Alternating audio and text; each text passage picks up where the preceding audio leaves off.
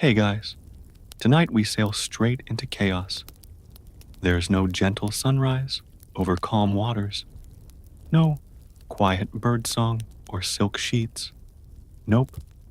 Tonight, you wake up as a pirate on a swaying wooden deck, surrounded by foul smells, snoring men, and the constant groan of a ship that's been patched so many times it might actually be more tar than wood. You probably won't survive this. So, before you get comfortable, take a moment to like the video and subscribe, but only if you genuinely enjoy what I do here. And while you're here, let me know in the comments, where are you listening from and what time is it there? It always amazes me how this sleepy little ship we're sailing reaches every corner of the world. Now, dim the lights, maybe turn on a fan for that soft background hum, and let's ease into tonight's journey together. You're on your back, or at least, it feels like you're back. It's dark, cramped, and the wood under you creaks every time someone shifts. Someone who smells strongly of salt, and something that might have once been cabbage. You open your eyes. The darkness is only slightly less dark than before. You can barely sit up, because this isn't a bedroom. This is the lower deck of a pirate ship. Your blanket, a coarse wool cloth that's mostly holes. Your mattress, old sailcloth stuffed with straw, some of which is poking directly into your side. You hear the snore again, long and phlegmy. Probably Big Jeb. You don't know why he's called Big Jeb. He's not particularly big, but he did once bite a man's ear off for calling him Small Jeb, so nobody asks. The ship rocks. It always rocks. The sea doesn't care that you're asleep, or sick, or mid-vomit. You swing your legs over and try not to step on a rat. Fail. It squeaks. You squeak louder. You scramble to your feet, trying not to hit your head on the beams. The ceiling's low, the air's wet, and someone's socks are definitely fermenting nearby. You follow the thin strip of morning light leaking down from above and climb the ladder to the deck. Boom. Sunlight. Harsh. White-hot. No shade from it, sunlight. You blink hard as the brightness punches through the grime in your eyes. The sails flap overhead like giant ghost flags. The ropes creak. The sea stretches out in every direction. Nothing but blue and movement and the occasional seabird laughing at your suffering. A breeze hits your face. It smells like salt, fish, and body odor. Yours, probably. This is the beginning of your day. No alarm clock, no good morning, just the shrill whistle of the bosun yelling something that includes your name and the word lazy. You jump, because on a pirate ship, the day waits for no one, and if you're not moving fast enough, someone will throw a bucket of seawater at your head, and not out of meanness, out of tradition. You grab your sash, tuck your knife into your belt, and get moving. Everyone around you is already busy, pulling lines, patching sails, hauling barrels, swearing at seagulls. The deck is a blur of sunburned skin, stained shirts, and feet that haven't known shoes in months. You find a task. You start scrubbing the rail with a chunk of rough cloth and something that might once have been soap, but now smells like fermented lemon and squid tears. Pirate hygiene? Not exactly 5 stars. And don't even ask about the toilet. It's a plank on the side of the ship with a hole. You'll hold it. Now that you're up and moving, your stomach starts to growl, which is unfortunate because the cook just rang the bell. That doesn't mean food. That means something hot is in a pot, and you may or may not want to eat it. You make your way to the galley, a corner of the ship surrounded by barrels and open fire, in a way that feels aggressively flammable. The cook, Toothless Bill, ladles out a grayish goo onto your tin plate. He grins. You nod back. You don't ask what it is. You don't want to know. You sit on a crate, surrounded by other tired pirates, most of whom are missing various teeth, fingers, or pieces of ear. Some are humming old songs. One's playing a fiddle that sounds like it was strung with rope. You eat your goo. It's warm. You chew. Eventually, outside, the ocean rolls. The ship creaks. A crewman belches loud enough to shake the seagulls. And the day continues. You swab the deck. You coil rope. You fix a splintered beam with tar that gets on your hands and won't come off, no matter how much you scrub. The sails flap, the sky swells, and the wind changes without warning. You learn quickly that the ship is alive, not literally, probably, but it groans, snaps, shudders, and talks to itself. And if you don't listen, if you don't know what that strange creak under the bow means, you might end up overboard, or crushed, or covered in tar again. The captain appears just before noon, stepping out from his cabin like a sleepy lion with a bad back. He surveys the deck, nods once, then growls for rum. He always growls for rum. You hear someone mutter, "That's our cue." A barrel is opened, cups are handed out.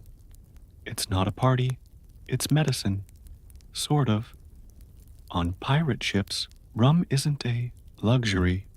It's how you disinfect wounds, chase down weevils, and forget you haven't seen land in 3 weeks.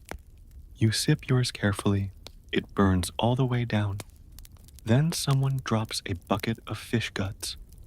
And just like that, your job changes. Now you're bait boy. Congratulations. You haul slimy bits across the deck and lower lines over the side, hoping to catch something that won't try to kill you or already be rotting before you reel it in. Sometimes it works. Sometimes it doesn't. Sometimes you catch a boot. Always you smell worse afterward. By mid-afternoon, your skin is sticky with sweat.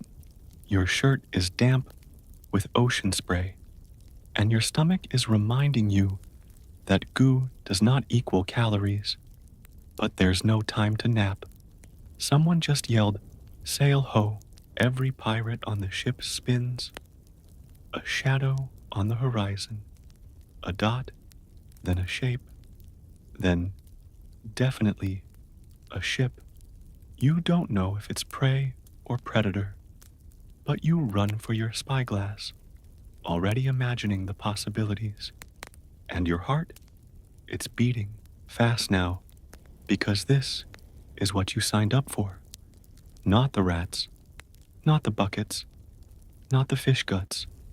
This, the chase, the salt in your lungs, the sails catching wind like they're alive, the roar of your crewmates, the wild rush of danger. You're not just some tired deckhand now. You're a pirate, and the sea has no rules. Only motion, only freedom, only this. You haven't even caught your breath when the command bell rings out again. Sharp, metallic, and just slightly too aggressive to ignore. The chase is on.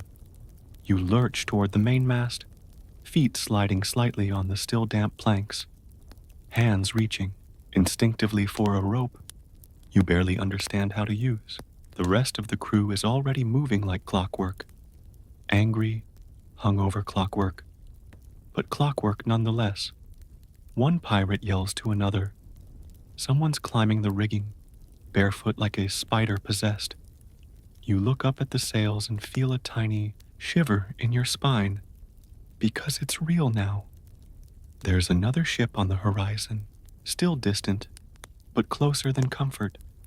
Maybe a merchant, maybe a navy patrol, maybe worse. You grab a rope and start hauling.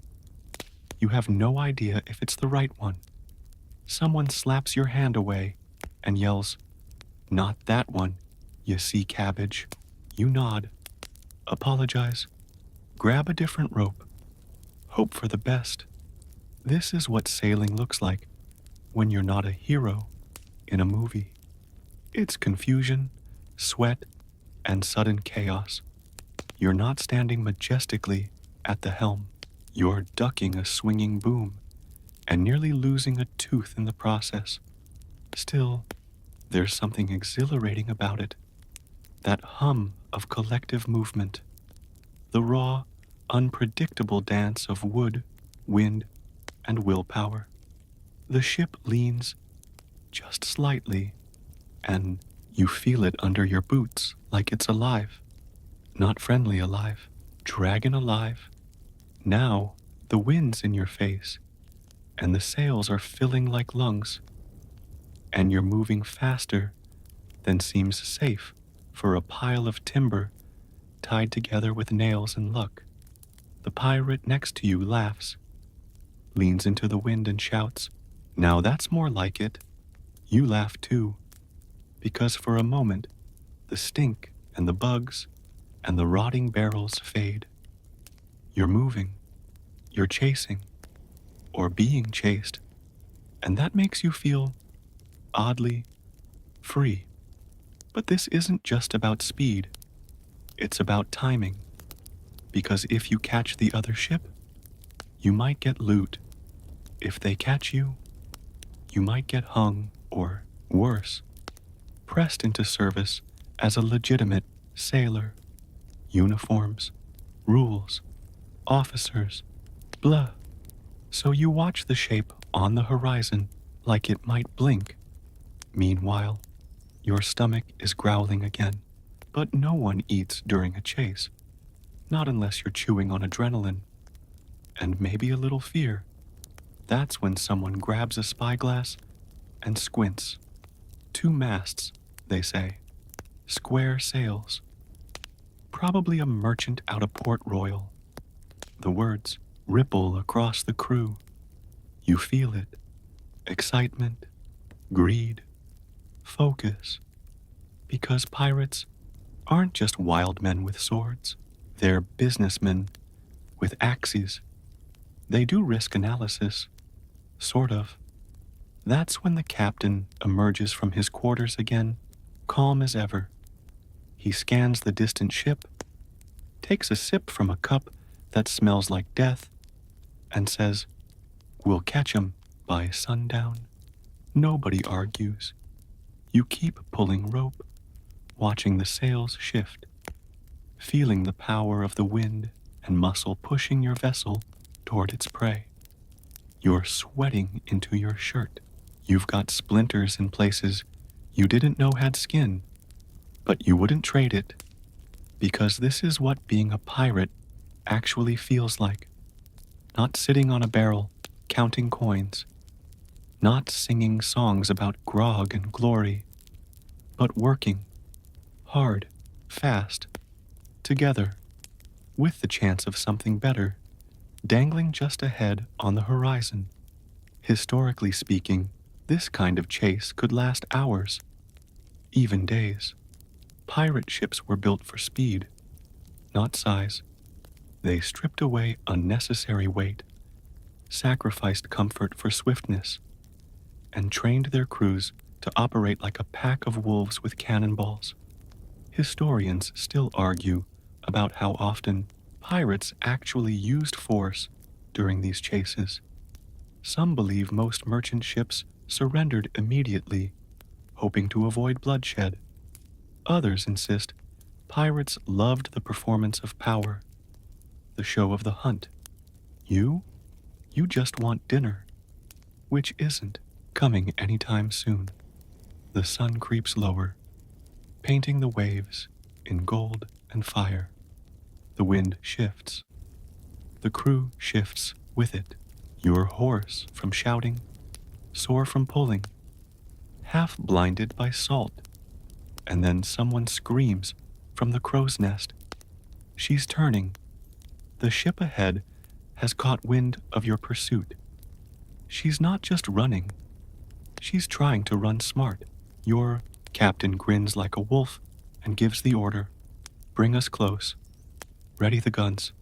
You weren't planning on being near any guns today, but here you are. You grab a powder keg and start dragging it toward the cannon, which, by the way, is more terrifying up close than you expected. It's all iron teeth and oily ropes and potential disaster. Someone's priming the fuse. Someone else is stuffing wadding down the barrel. The cannon groans like it doesn't approve. You duck out of the way. Another cannon. Another. The crew's moving like they've done this 100 times. You've done it twice. And one of those times ended with a guy losing his eyebrows. You peek over the railing.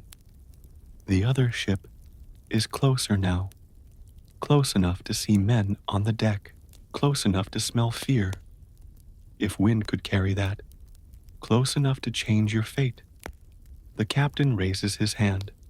Holds. Holds. Holds. Fire. The sound is biblical. Cannon smoke explodes into the wind like thunderclouds.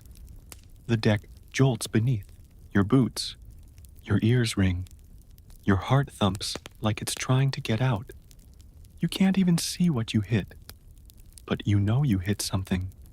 Because suddenly, the other ship is slowing. Listing. The crew erupts. There are whoops. Cheers. Someone hugs you. It's Big Jeb. You don't mind. The order goes out. Prepare to board. This is it. No more games. No more pretending. Now it's ropes and blades, and maybe blood.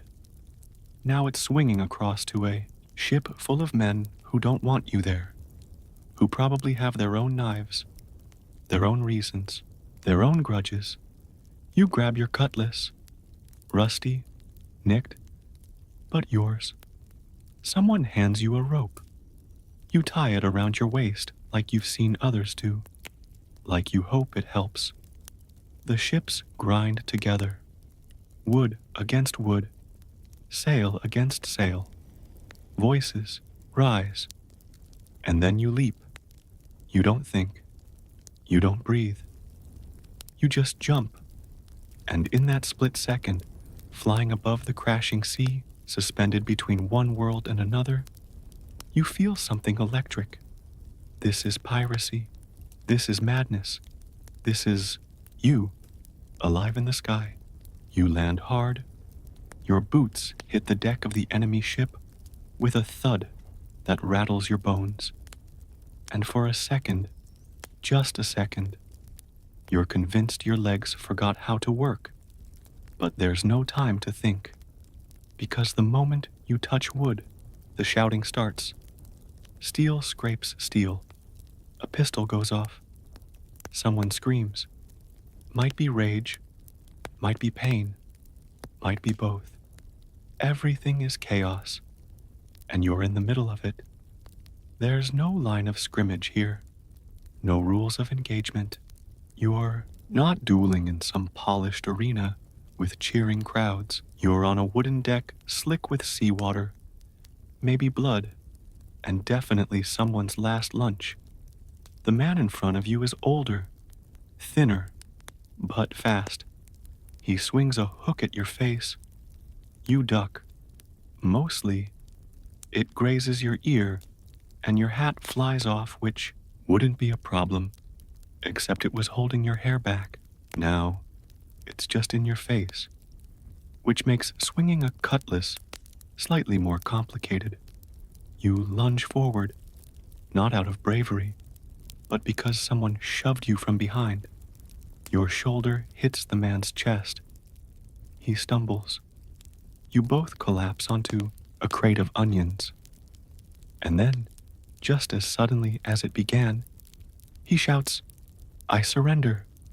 Wait, what? You sit up, dazed. He throws his arms up. Behind you, someone is tying the hands of another man who dropped his sword and is loudly praying to Saint Mary and every fish in the sea. It seems they don't want to die. Historically, a lot of merchant ships didn't. That's one of the lesser-known truths of pirate life.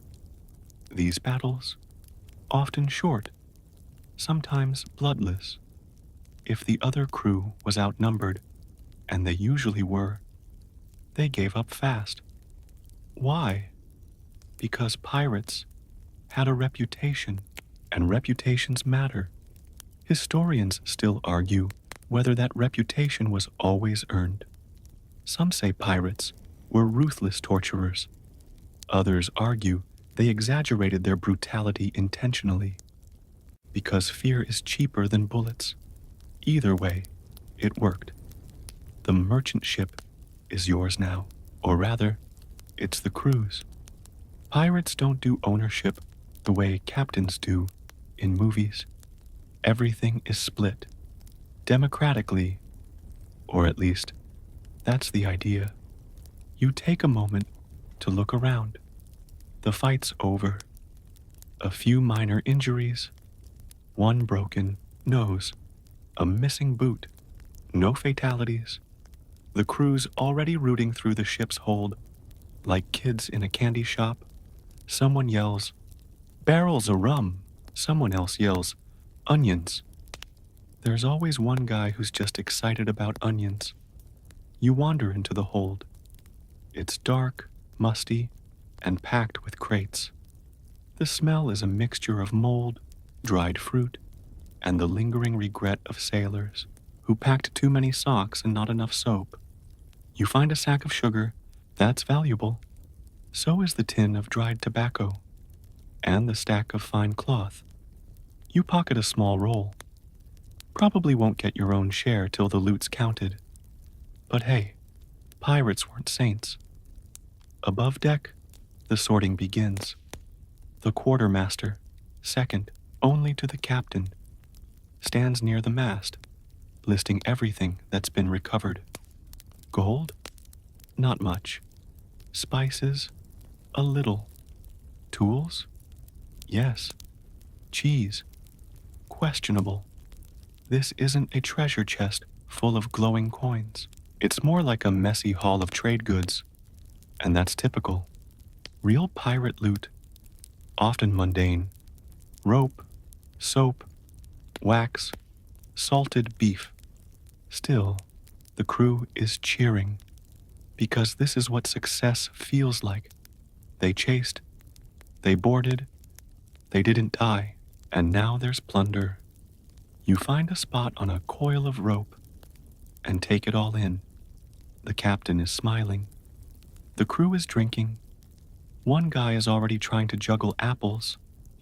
Another is drawing a mustache on one of the prisoners. Everyone's loud, happy, and gloriously sweaty. You sip water. Yes, actual water. And let the adrenaline fade. Your hands are trembling. Your muscles ache. There's a knot on your hip from where you fell. But your heart is still hammering. Because the truth is, this life, it's not about riches. It's not even about the ship or the sea or the wind in your teeth. It's about the moment. That suspended instant when everything's at stake and you feel like your blood is singing. It's about the brotherhood, the strange, smelly, violent, ridiculous brotherhood of men who chose to live outside the lines. No kings, no masters, just motion, just risk. Just this. Eventually, the quartermaster shouts for silence. Everyone gathers. The loot is counted. Publicly, shares are calculated. The captain gets 2 shares. The quartermaster gets 1.5. The rest, 1 share each. Unless you're the cook, the carpenter, or the gunner, you might get a bonus. You're new. You get half a share. You nod. You accept it. You're just glad to be included. The rest of the day is cleanup, unloading what's valuable, dumping what isn't, negotiating with the prisoners, some of whom want to join your crew. That happens frequently. Why? Because pirate life, as insane as it sounds, had benefits. You got paid more, you ate better, you could vote. Yes, vote. In many crews, if you didn't like the captain, you could vote him out. Try that on a Royal Navy ship, and you'd be flogged until your ghost gave up. And if you got injured, pirates had a compensation system. Lose a hand, 50 pieces of 8. An eye, more. They took care of their own. Sort of. Now, as the sun sinks, low, and the sails rustle like whispering ghosts, the 2 ships drift quietly side by side. The merchant crew, hands tied, sits along the rail. They're not hurt, just humiliated. Your captain will probably let them go in a dinghy tomorrow. Why? Because dead sailors don't talk, but scared, humbled ones, they tell stories. They build your legend. You lie on your back, staring at the stars as they start to peek through the dusk. You think about the man who surrendered in the onion crate. You think about how your hands still smell like tar and cannon smoke. And you think, this is only your first prize. What comes next, you don't know. But it's coming, and it will be wild. You wake up with a splinter in your cheek and salt crusting your eyelashes. The deck is hard, the night breeze colder than you remember, and someone has definitely stepped over you more than once. You blink at the stars overhead, wondering briefly if your spine will ever forgive you for falling asleep on a coil of rope. Spoiler, it won't. The ship creaks. It always creaks. It's like being rocked in a cradle, made by someone who had never seen a cradle or a hammer. You roll over, trying not to groan too loudly, and sit up just as someone stumbles by, carrying a bucket that smells like death and dead fish had a baby. Morning, he mutters. You nod. That's all the greeting you get on a pirate ship. No, good morning, sunshine. No breakfast in bed. Just the realization that your back is wet from sea mist and your boots are still damp from yesterday's boarding party. You stand, stretch, wince, and then you look up. The sails are breathing. Again, great pale bellies catching the early wind. The rigging sways, creaks, sings a sea song you don't know the words to. Above it all, the mainmast towers, black against the bluing sky, ropes twisting like vines across a living tree. And you remember, it's your turn in the rigging. Fantastic. You don't scream. That's frowned upon. Instead, you buckle your belt tighter. Tie the rope you were given around your waist, mostly for moral support, and head to the ratlines. Climbing a ship's rigging is not like climbing stairs, or a ladder, or anything designed by someone with an ounce of kindness in their bones. It's a vertical jungle gym of splintered wood, frayed hemp, and greasy tar, swaying above a bottomless ocean with nothing between you and a very dramatic obituary but your grip and a couple of very enthusiastic seabirds. Still, up you go, hand over hand. You pretend you're not shaking.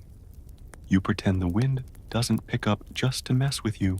You pretend you're not thinking about how pirates, technically, don't have workers' comp. The higher you climb, the more the world opens up. Waves stretch in every direction. Vast, glinting fields of motion. Clouds hang low on the horizon, like sleeping giants. The wind whistles past your ears, and below you, the ship looks smaller than it should, more fragile, more human. You reach the top yard. There's a boy already there, barefoot, younger than you, grinning like this is the best place in the world. She's holding steady, he says, patting the sail like it's a pet. You nod. Try not to look down and begin your task, adjusting the canvas so it catches the wind just right. This is the part no one tells you about in pirate stories. Sails are everything. Without them, you're not a ship. You're a log. You tug the lines, tie knots, retie knots, because the first ones were terrible. Your hands are blistered, your arms ache. But you keep going, because if you screw this up, you slow down the ship. And if you slow down the ship, you make the captain angry. And if you make the captain angry, well, you might find yourself in the sea with a good luck and half a biscuit. Historically speaking, climbing the rigging was one of the most dangerous daily tasks on board. Sailors, especially younger ones, were expected to be nimble, fearless, and part spider. Many fell. Some survived. Some didn't. Historians still argue whether pirates trained their recruits or just tossed them upward and hoped for the best. Judging by your experience, it's probably the latter. Eventually, you finish your work. The sail is tight. The ship hums. The wind fills it like lungs. And for a moment, you feel it. That rush. The power of the sea. The power of speed. The thrill of knowing that you're helping this ragtag floating madness glide across a living ocean faster than most royal ships ever could. You grin. You shout something unintelligible into the wind. The boy next to you laughs. Then you begin your descent. Climbing down is worse. Not because it's harder, technically, gravity is helping, but because now you can see just how far you'll fall if you miss a step. You reach the deck with your legs shaking and your palms raw, and immediately someone throws you a mop. No break, no applause, just mopping. Pirate life is like that. You swab, you wipe, you catch your breath in soggy, salty chunks. Your arms feel like overcooked noodles. Your reward? A crust of bread and a cup of something you're pretty sure isn't water. You drink it anyway. Now, the rest of the crew is waking up. Someone's arguing about whose turn it is to clean the latrine. Someone else is singing a song that rhymes, wench with trench, and probably shouldn't be sung anywhere near polite company. The sails snap. The ship turns. You brace your legs against the tilt. Today's plan? No one knows.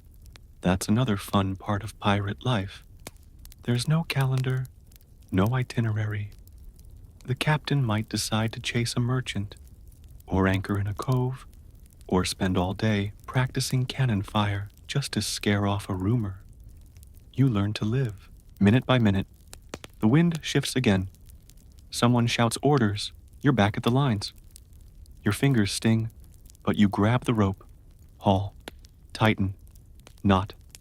Adjust. Again. Always again. This is the heart of the pirate myth. Not gold, not glory, but grit. The quiet, endless labor that keeps the ship alive. That keeps you alive. No one sees this part in the stories. No one reads about the rope burns, or the black fingernails, or the sailor who got stuck in the rigging for 3 hours because his pants tore and he didn't want to climb down half naked. He was eventually rescued. After much laughter, you keep working, and as you do, the day unfolds. Slow, sweaty, stunning. Clouds drift by like ghost ships. Dolphins leap in the distance. Because sometimes cliches are real. The sun glints off the water in ways that make you forget the bruises. You belong here. For now, even if you're sore, tired, slightly sunburned, and have barnacle dust in your ears. Because you're not watching this on a screen. You're not dreaming. You're doing it. Sailing, working, living, high above the waves, beneath a sky full of wind and chance. And the only thing certain, there's no turning back. The sun's directly overhead now, bright, brutal, and showing no mercy. Your shirt sticks to your back. Your hair feels like it's been dipped in salt and set on fire. You wipe your brow with your sleeve and instantly regret it. Whatever was on your sleeve. Not better. The quartermaster calls for a crew gathering, which, on a pirate ship, can mean several things. You're dividing treasure. Someone's getting punished. The rum ration's running low. There's been a vote. Today, it's none of the above. Today, it's about the code. Yes, that pirate code, not just a plot device from movies, not a dusty scroll written by a guy with a monocle and a quill. This is real, and as a member of this crew, you're expected to follow it, even if you've never read it, even if you can't read. You gather around the mast where a tattered parchment hangs, smudged and patched, marked with grease and blood and one suspicious fish print. The quartermaster clears his throat. Rule 7, he says, no fighting on board, unless ordered. 2 crewmen shift uncomfortably. You glance sideways. Yep, those are the ones who punched each other last night over a stolen pair of boots. Rule 8, he continues, all loot to be shared. No pocketing, no hiding. He stares directly at another pirate. That man casually looks at the sky, the sea, and then his own perfectly innocent bare feet. These rules aren't just suggestions. They're the difference between survival and chaos. Historically, pirate codes were created and agreed upon by the crew. Before they set sail, everyone had a say. Everyone signed. Even if signing meant making a weird squiggle next to your nickname like Squinty Dave or Fingers, who had none. The code included how treasure was divided, how injuries were compensated, how disputes were handled, who got how much rum. Historians still argue how consistently these codes were followed. Some say pirates were strict. Others say the rules were more like guidelines, until someone got caught. But one thing's for sure, these weren't mindless mobs. Pirates had structure, hierarchy, even justice. Just pirate-style justice. You, for example, are technically in violation of Rule 11. No sleeping on coil lines during active sail. But since no one caught you, you're in the clear. This time, the quartermaster moves on to crew votes. That's another thing people don't realize. Pirate ships were democratic.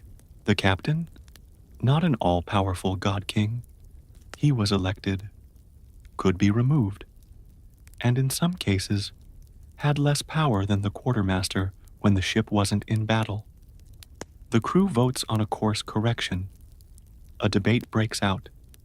Some want to veer toward a rumored convoy off the coast. Others vote for a hidden bay where water and mangoes grow. You listen, you shrug, you vote. It feels powerful, even if you don't get your way, because you're part of something. This floating republic of stench, splinters, and second-hand weapons. It's a community, one held together by trust, necessity, and an understanding that if everyone just did whatever they wanted, you'd all be dead by Tuesday. So you stick to the code, even when it's inconvenient, even when the guy next to you clearly did pocket a ruby earring last week. You don't say anything, but you remember. The crew disperses. The meeting's over. The captain disappears back into his cabin, muttering something about maps and how the wind doesn't care about votes. You return to your work, mending sailcloth this time. Your fingers fumble with the needle. You stab yourself. Twice. Eventually, the patch holds. Kind of. Someone nearby is oiling pistols. Someone else is carving a face into a turnip, calling it Captain Onion. He then salutes it with complete sincerity. You've seen stranger things. Across the deck, a new recruit is being hazed, forced to swab the captain's cabin while singing. He tries a sea shanty, gets booed, switches to something that might be a love ballad to rum. The crew cheers. This, too, is part of the pirate life. Rituals, rules, ridiculousness. Everyone has a job.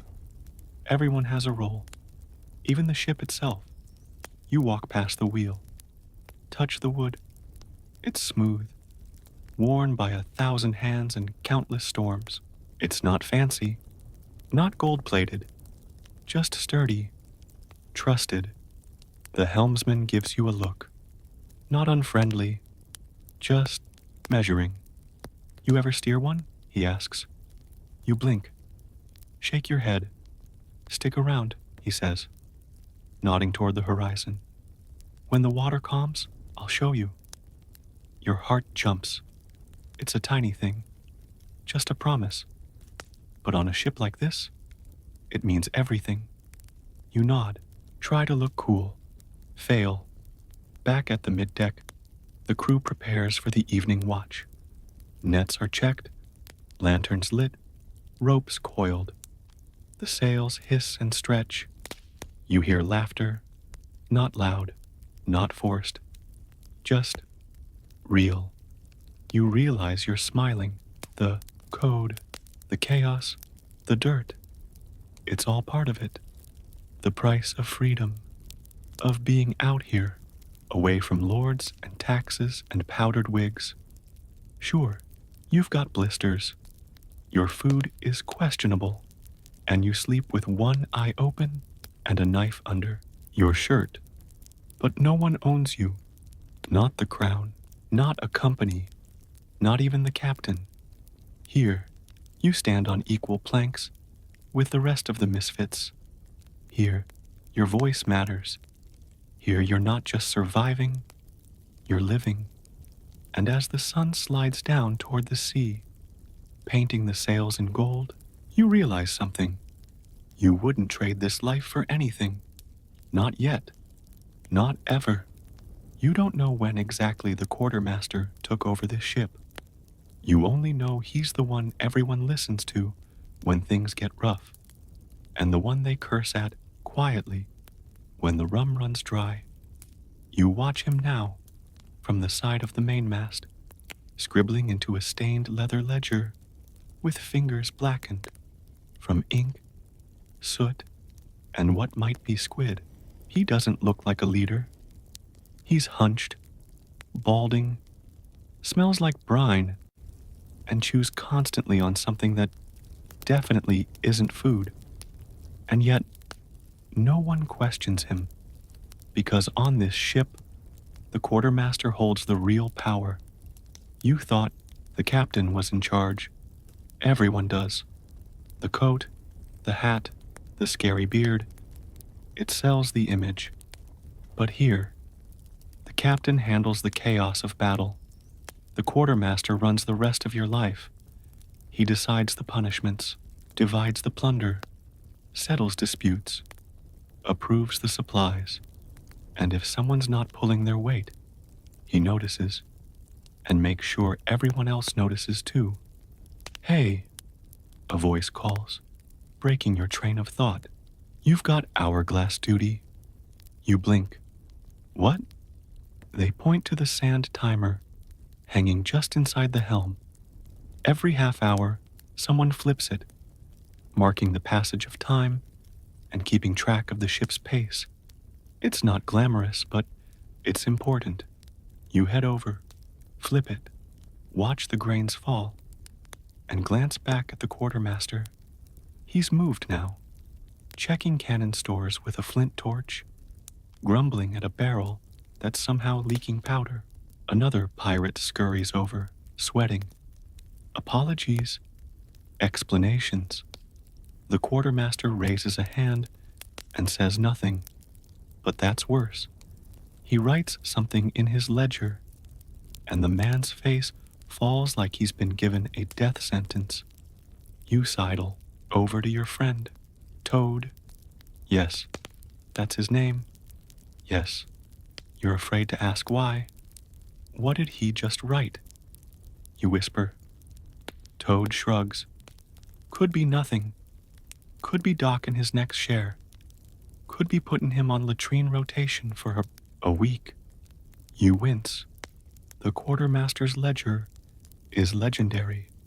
It's not official, but it is final, and it holds everything. Every fight, every screw-up, every clever trick, every favor earned. It's the book that holds the story of this crew, and whether you're on the good side of it or not, can decide your next meal, or your next job. Historically, quartermasters were elected by the crew and expected to represent their interests, even against the captain. If the captain was seen as unfair, the quartermaster could step in and overrule him. That made them one of the few checks on absolute authority in the brutal world of the high seas. Historians still argue how much power quartermasters really held in different crews. In some ships, they were just glorified inventory keepers. In others, they were second only to Poseidon. Here, he's definitely number 2, possibly number 1. You flip the hourglass again, watch the grains tumble. This job gives you time to observe. And what you notice is this. Pirate life isn't chaos.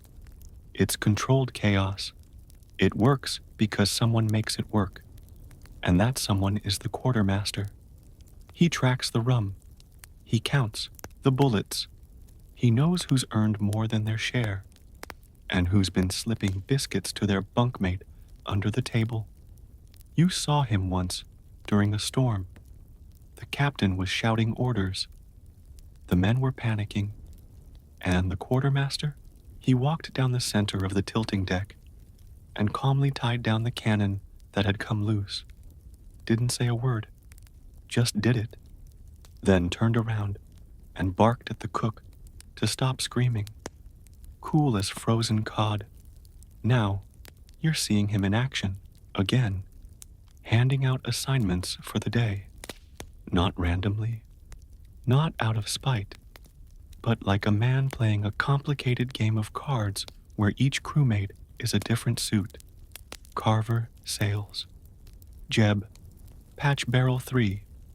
New kid, he says, eyes meeting yours. Galley help. Great. You jog below deck. The galley is its own circle of nautical hell. It's a low-ceilinged, smoke-choked furnace with sharp tools, hot pots, and a cook named Midge who has 3 fingers and a permanent scowl. Cut onions, Midge growls, handing you something that might be a knife, might be a fossilized fish. You slice, you cry, you sweat, you almost lose a knuckle. You do not complain, because somewhere above deck, the quartermaster is listening, not with his ears, with his system, and if you mess up badly enough, you'll go from onion duty to rat chasing at midnight duty.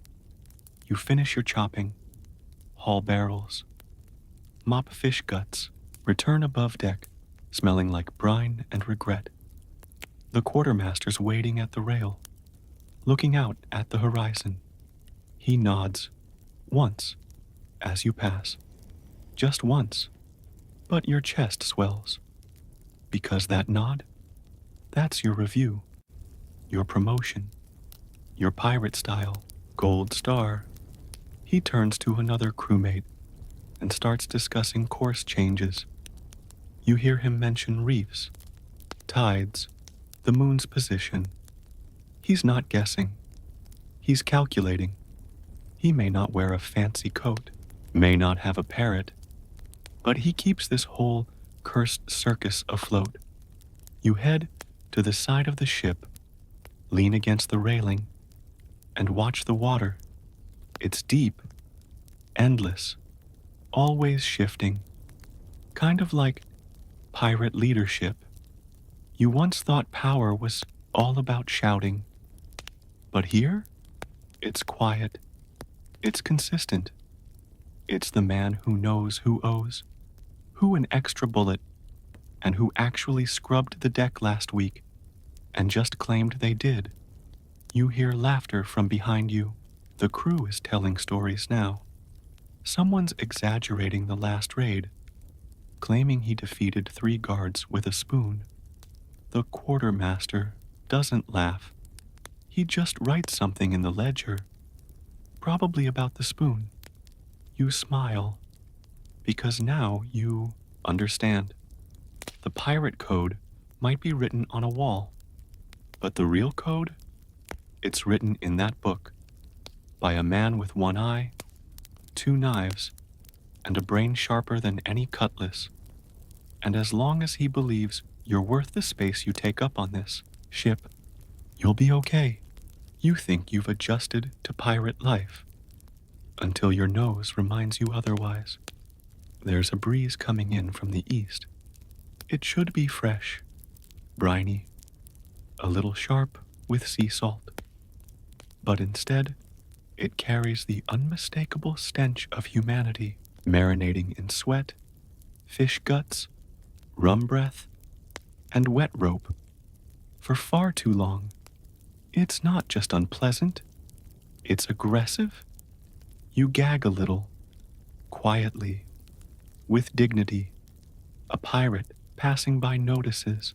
Ah, he grins. First time smelling the crew properly, eh? You nod. He slaps you on the back. You'll stop noticing in a week, or die. Either way, problem solved. You don't know if he's joking. You hope he is, because the truth is, nothing on this ship smells good. Not the food, not the people, not the sails, not even the ocean. Once you realize how much of the crew regularly pees over the side. There's no soap. Well, technically there is. A greasy gray blob passed around once a week, smelling like lye and moldy lemons. It's meant for hands, maybe faces, but most pirates use it once, burn their skin, and swear never again. Bathing, that happens when it rains, or when someone falls overboard. And laundry, if you can beat the rats to your spare shirt, you can rinse it in a bucket of seawater and slap it on a line, but it'll dry stiff, salty, and smell like old shrimp by midday. Your best option is just getting used to it. And everyone does. Eventually, you spend the morning coiling rope while fighting the urge to breathe through your mouth. It doesn't help. The scent is everywhere, embedded in the wood, the sails, the barrels. You swear even the ship's cat smells like despair. And then there's the boots.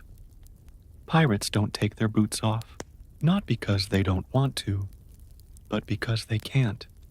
The leather has fused to their socks. The socks have fused to their skin. Their feet have become folklore. One pirate removes a boot during lunch. The crew actually clears the deck. Even the cat leaves. Historically, hygiene aboard pirate ships was minimal at best. Bathing was rare. Clean clothes rarer. Lice, fleas, and infections were common. Some pirates wore scarves not just for flair, but to hide open sores or sunburns that refused to heal. Historians still argue whether pirates were dirtier than other sailors. Some claim pirates were cleaner, since they were self-governed and could prioritize fresh water for washing. Others say pirate ships smelled like old cheese in a sauna. You believe both. You try to wash your hands in a bucket. The water is brown. You wipe them on your pants. They were already dirty. Someone nearby is plucking at their beard with a fork. Another is popping blisters on their toes. You can't look away. It's like a slow-motion disaster. Disgusting, fascinating, inevitable. You back away, right into a hanging net of fish. You yelp. The net wobbles. The fish slap your shoulder. The crew laughs. You do too. Sort of. Later, the cook brings out a pot. It smells like boiled regret. What is it, you ask? Stew, he says. Of what? He shrugs. Whatever didn't walk away. You ladle some into your tin cup. It jiggles. There's something floating in it that looks like it once had feelings. You sip. You gag. You sip again. Hunger wins. But honestly, you've had worse. By midday, the sun bakes the stench into your skin, like some cruel brand. You start to understand the pirates who rub themselves with citrus peels or crush mint leaves under their armpits. One guy swears by rubbing vinegar on his feet. Another swears by not having feet. He's missing both. He wins every argument. You start carrying a pouch of cloves in your shirt. It helps, slightly. Mostly, it gives you something to sniff when the wind shifts wrong. Eventually, you develop strategies. You breathe shallow. You lean upwind. You avoid sitting directly beside anyone with more hair than shirt. You notice how some pirates have developed their own scent signatures. Midge smells like onions and tar. Jeb smells like old books and death. The quartermaster? Somehow like salt and command. And then there's the smell of the ship itself. Wood, rope, mold, sweat, iron. It's a character in its own right. It groans when you step. It sighs when it rains. It leaks everywhere. The bilge, the lowest point of the hull, is a swamp of seawater, fish parts, rat droppings, and things best left unnamed. The smell rises slowly, like a villain waiting for his entrance. You try not to think about it. You try not to breathe it. Some pirates chew herbs, others just chew. You ask one guy how he stands the smell. He shrugs, same way I stand you, then walks off. Fair. At night, it gets worse. The heat lingers below deck. Bodies packed like sardines. The scent of wet socks, unwashed hair, and dreams gone sour fills the air. You roll over in your hammock, bury your face in your shirt, and wonder if you'll ever smell nothing again. Spoiler, you won't. But after a while, it stops bothering you. You become nose blind. Your brain gives up. The stink becomes background noise. And then, one magical day, you catch a whiff of fresh air. Real, crisp, clean ocean breeze. You inhale deeply and smile, because underneath all the filth and foulness, this is still your ship, still your crew, still your life. And smell or not, you belong here. You're called to the deck before dawn. The stars are still overhead, blinking cold and distant. The sea is black, quiet, and for once, not trying to throw the ship across itself.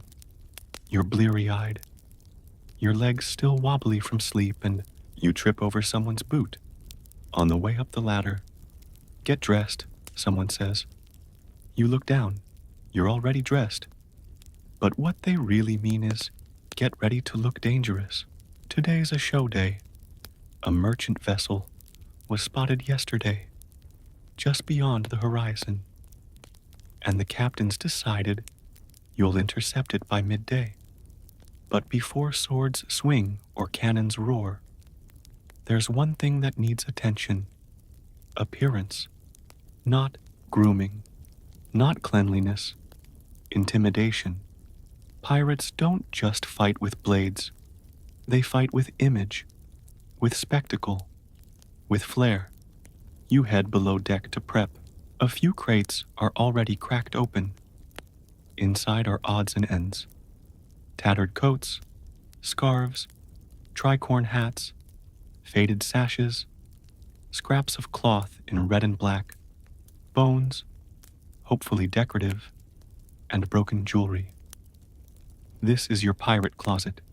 You rummage through, looking for something suitably terrifying. A stained wool coat with frayed epaulets. Perfect. A sash that looks like it might have once been curtains? Why not? A finger bone tied to a string. Slightly disturbing, but then you tie a red cloth around your head. Pull your boots tight. Stuff a pistol into your belt. Even though it barely works, add a knife to the other side. Then another, then a spoon, just in case. You check the mirror. There is no mirror. You check your reflection in a puddle of bilge water. You look like a man who hasn't slept in a week and might kill someone for bread. Perfect. You step back onto the deck and everyone looks like some version of a nightmare. One guy has blackened his teeth with soot.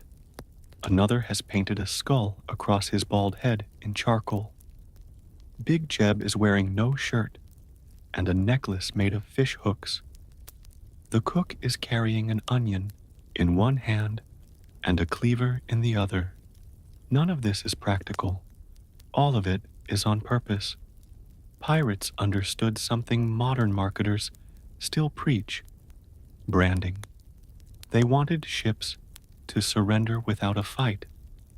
They wanted whispers of terror to spread in every port. If your reputation meant fewer bullets fired and more loot gained, then dressing the part was more than theatrics. It was tactical genius. Historically, pirates took fashion cues from soldiers, sailors, and occasionally circus performers. They mixed practicality with peacocking. Color meant confidence. Scars were status symbols. And accessories? The weirder, the better. Historians still argue whether pirates intentionally cultivated their iconic look or if it was simply a result of poverty, theft, and creativity. But one thing's certain, by the time the Jolly Roger flew, you knew who was coming. Speaking of flags, the black one is unfurled. You all gather to hoist it high. It flaps in the early wind. Bones, hourglasses, skulls, or just plain black, depending on what's available. Each flag has a meaning. Skull, death awaits. Hourglass, your time's almost up. Bleeding heart, we're not just here to steal. The flag goes up slowly, and with it, the mood shifts. This isn't dress up anymore. This is business. The deck falls silent for a moment as the horizon glows orange. You can just make out the speck of a sail ahead. Tiny, white, vulnerable, and you're the wolves. You take your place at your station, near the mainmast, knife tucked behind your back, shoulders squared, heart pounding. The quartermaster moves through the ranks, checking gear, muttering reminders. Show no fear. Speak low. Move fast. If it goes to boarding, eyes open and don't trip. You've tripped. You will again. You nod anyway. Someone hands out powder for your pistols. Someone else offers face paint. You decline.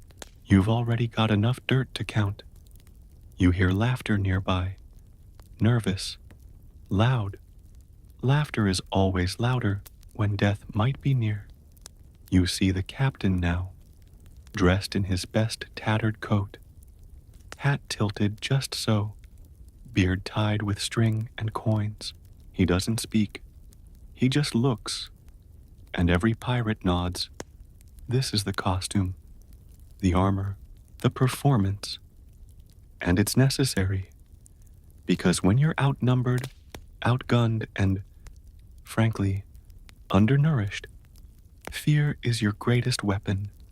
You remember your first time seeing a pirate ship as a deck hand on a merchant vessel. You were younger then, cleaner, hopeful, maybe even foolish. You remember the way that black flag seemed to suck the color out of the sky, the way the ship moved, fast, impossible, hungry. You remember how the men on deck didn't look like men. They looked like monsters.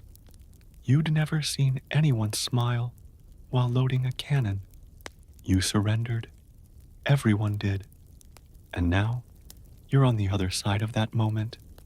Now, you're one of the monsters.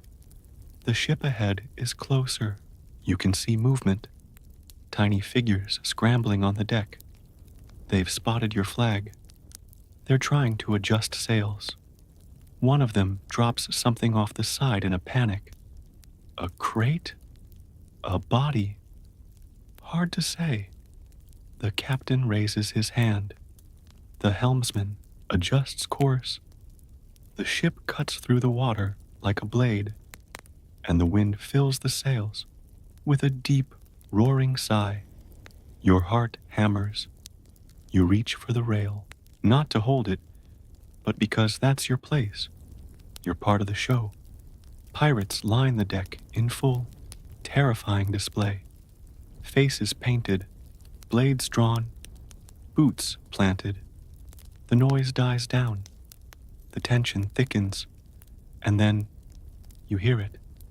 A cheer from your own ship, loud, unified, deliberate, a sound designed not for your own ears, but for theirs. It echoes across the sea, wild and raw and inhuman, like wolves howling at the scent of prey, like thunder made of teeth. The other ship veers. Too late. The captain orders a shot across the bow. Not to hit, just to say hello. Cannon roars, smoke blooms. The merchant ship shudders. You can see the decision being made in real time. Hands raised. A flag dropped. Their sails slacken. The crew begins to huddle mid-deck. They surrender. Just like that. You exhale, shoulders sinking. No fight today. And your gear? Your outfit? The ridiculous fishhook necklace? And red cloth and smudged soot across your cheek? It worked. You didn't have to bleed. You just had to look like you would. You begin to laugh. So does the pirate next to you. Not in mockery, just in the shared release of tension that had been buzzing under your skin for an hour. Because on the high seas, theater is survival. You swing your legs over the rail, readying to board. No blade drawn this time. No leap through smoke. Just a short crossing on a rope bridge to a frightened crew already muttering prayers under their breath. You nod to them. Some nod back, and for a moment you glimpse yourself through their eyes. Not just as a man, but as a symbol. Dirty, wild, sunburned, ridiculous, and unstoppable. You don't feel cruel. You don't feel evil. You feel free, which, if we're being honest, is exactly what your outfit was meant to sell all along. Not just fear, but freedom. A declaration that you live by your own rules. Answer to no flag but the one you hoist, and dress however the hell you want. Ruffled cuffs and bone earrings included. Your hands are raw by midday. Not from swordplay, not from climbing rigging, but from work. Dirty, endless, sweaty, shipboard chores. Because when you're not fighting or chasing treasure, you're scrubbing, hauling, hammering, repairing. Piracy isn't all cannon smoke and gold coins. Most of it is maintenance. You start the day scraping barnacles off the hull. Not glamorous, not heroic, just hanging over the side of the ship in a harness made of rope and wishful thinking, chipping away at crusty sea garbage with a rusty blade. Every now and then, something slimy slaps your face. It's probably a barnacle. You pretend it's not something alive. Above you, someone drops a tool. It misses your head by inches. You shout something impolite. The crew laughs. You feel like part of the team. Back on deck, it's caulking duty.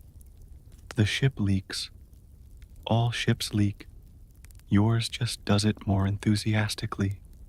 So you kneel beside the quarterdeck, jamming thick tar-soaked fibers into cracks between planks. The sun bakes the pitch until it sticks to your fingers like melted nightmares. It's in your hair, on your nose. You sneeze, and it comes out smelling like smoke and regret. Next up, sail repair. You're handed a needle the size of a dagger and a length of coarse thread that could probably double as an anchor line. You sit cross-legged on a rolled-up rope, sewing a gash in the foresail, while two crew members argue nearby about who broke it. One blames the wind, the other blames a ghost.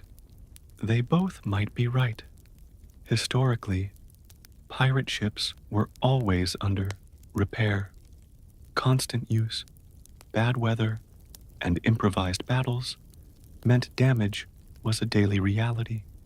Unlike Navy ships, pirates couldn't dock at well-supplied ports.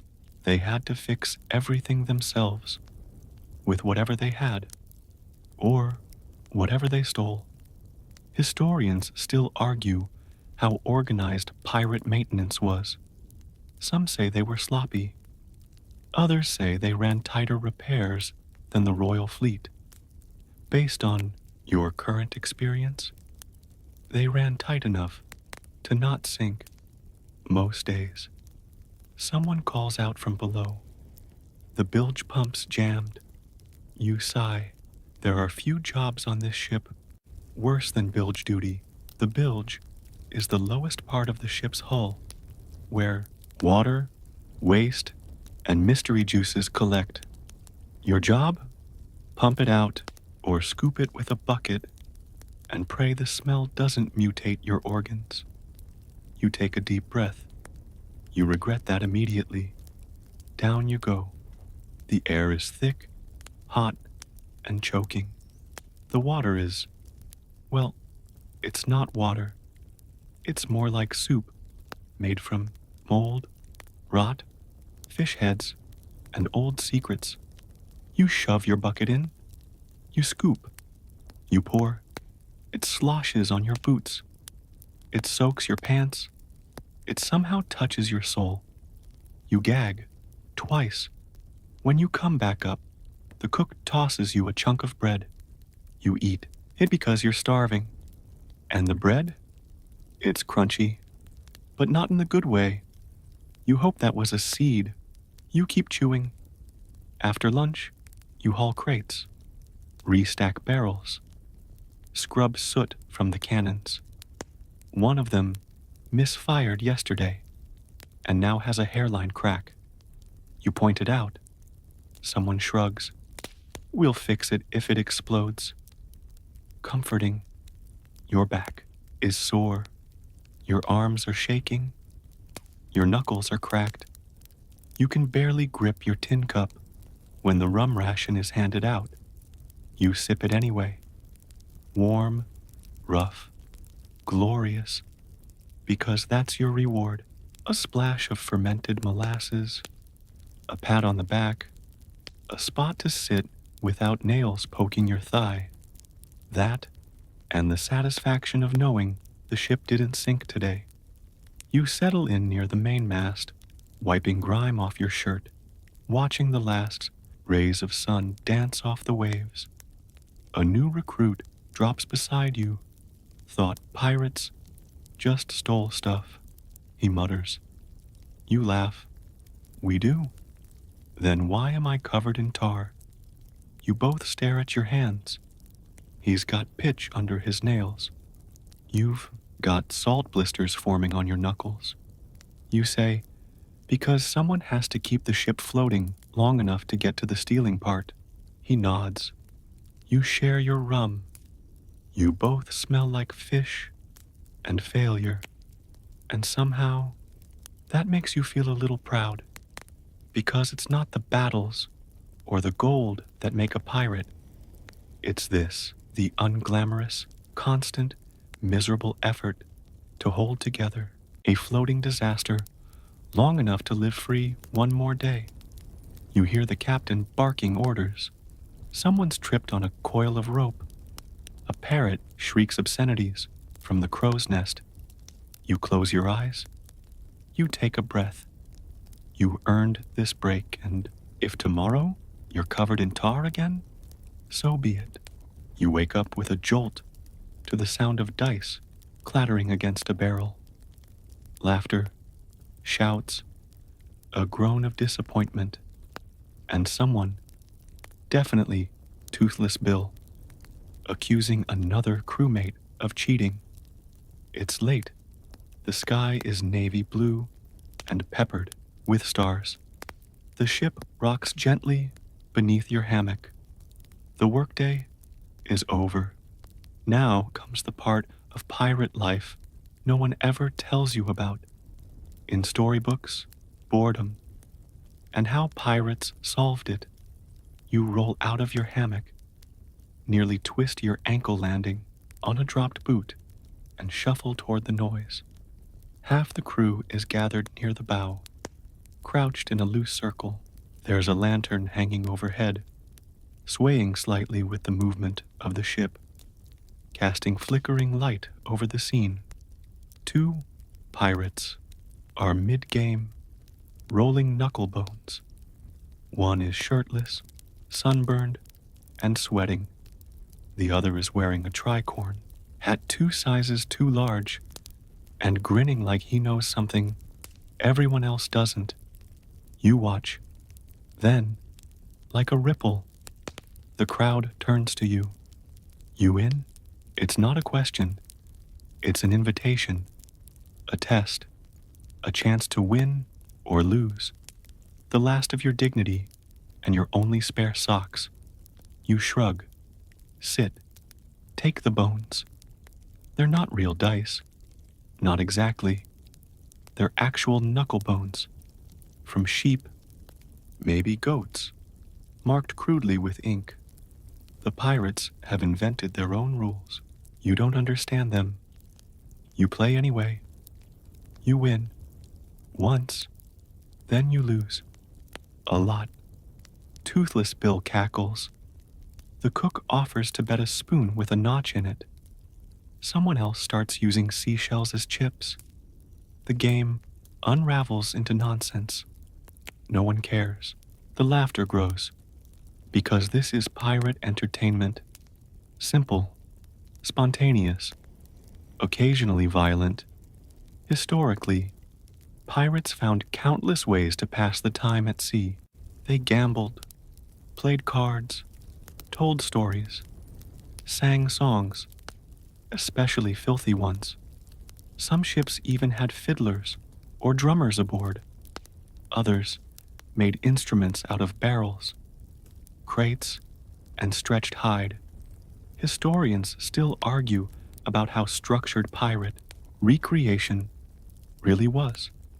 Some claim crews designated time for fun.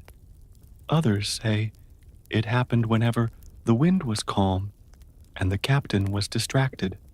Back at your game, someone tosses a pebble and shouts, "New rule.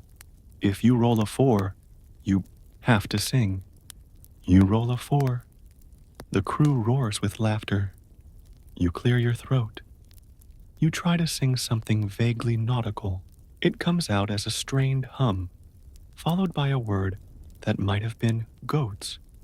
Someone claps. Someone boos. You're knighted with a mop handle.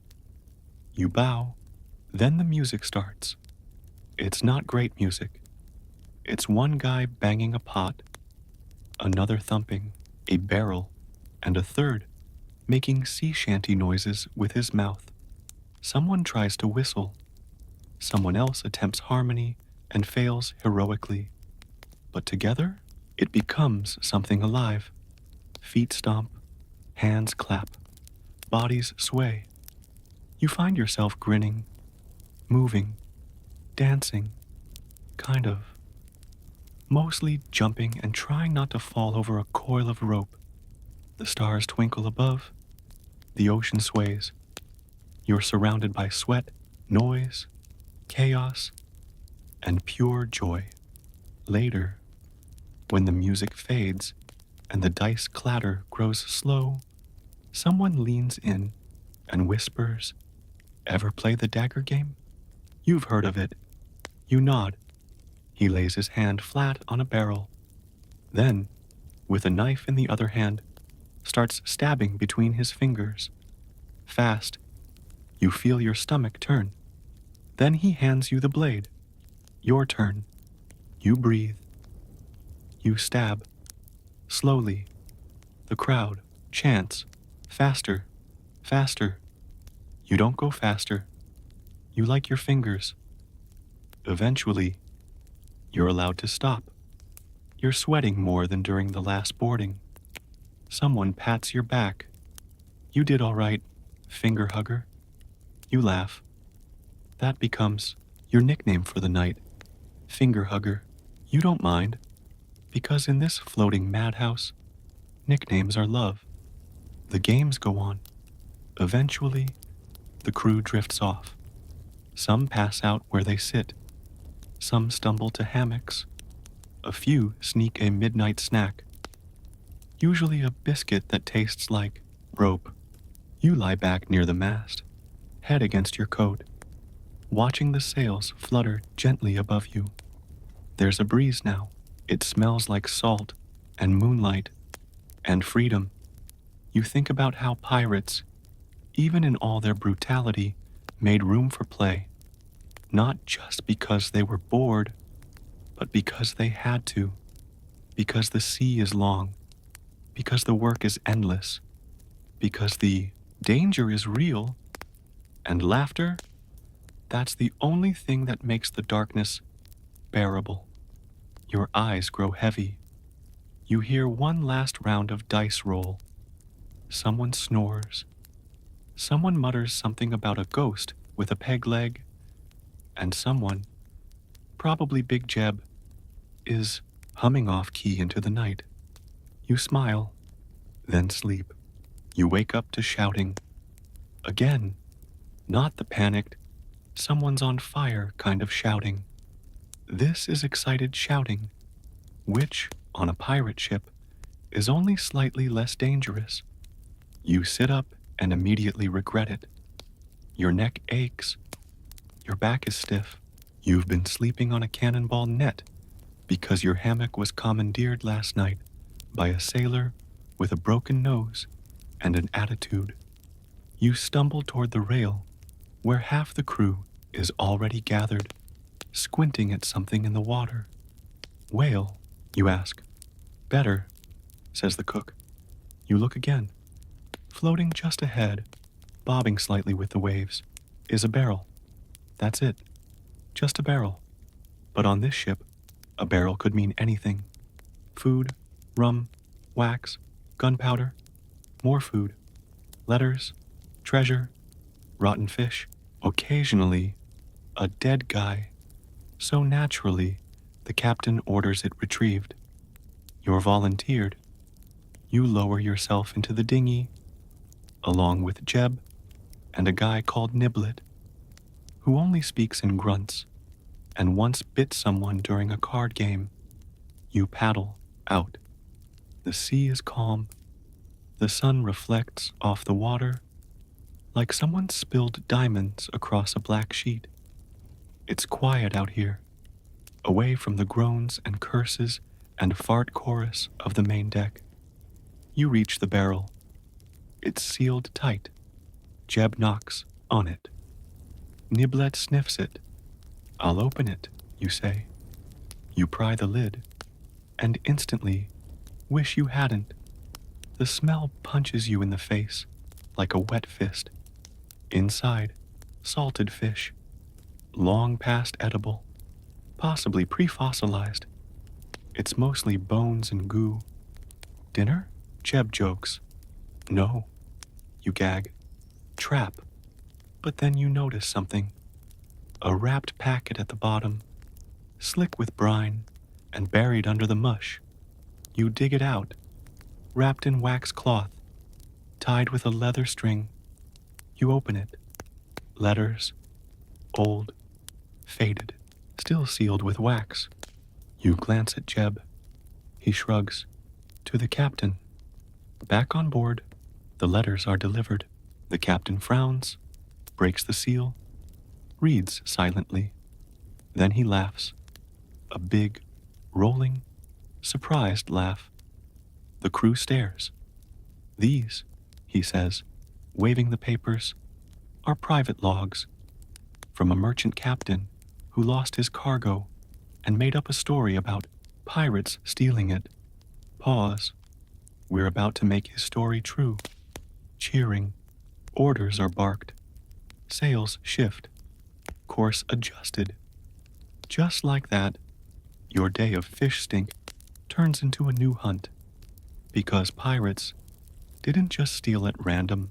Sometimes they followed rumors, chased gossip, or acted on coincidence wrapped in opportunity. Historically, pirates had complex intelligence networks.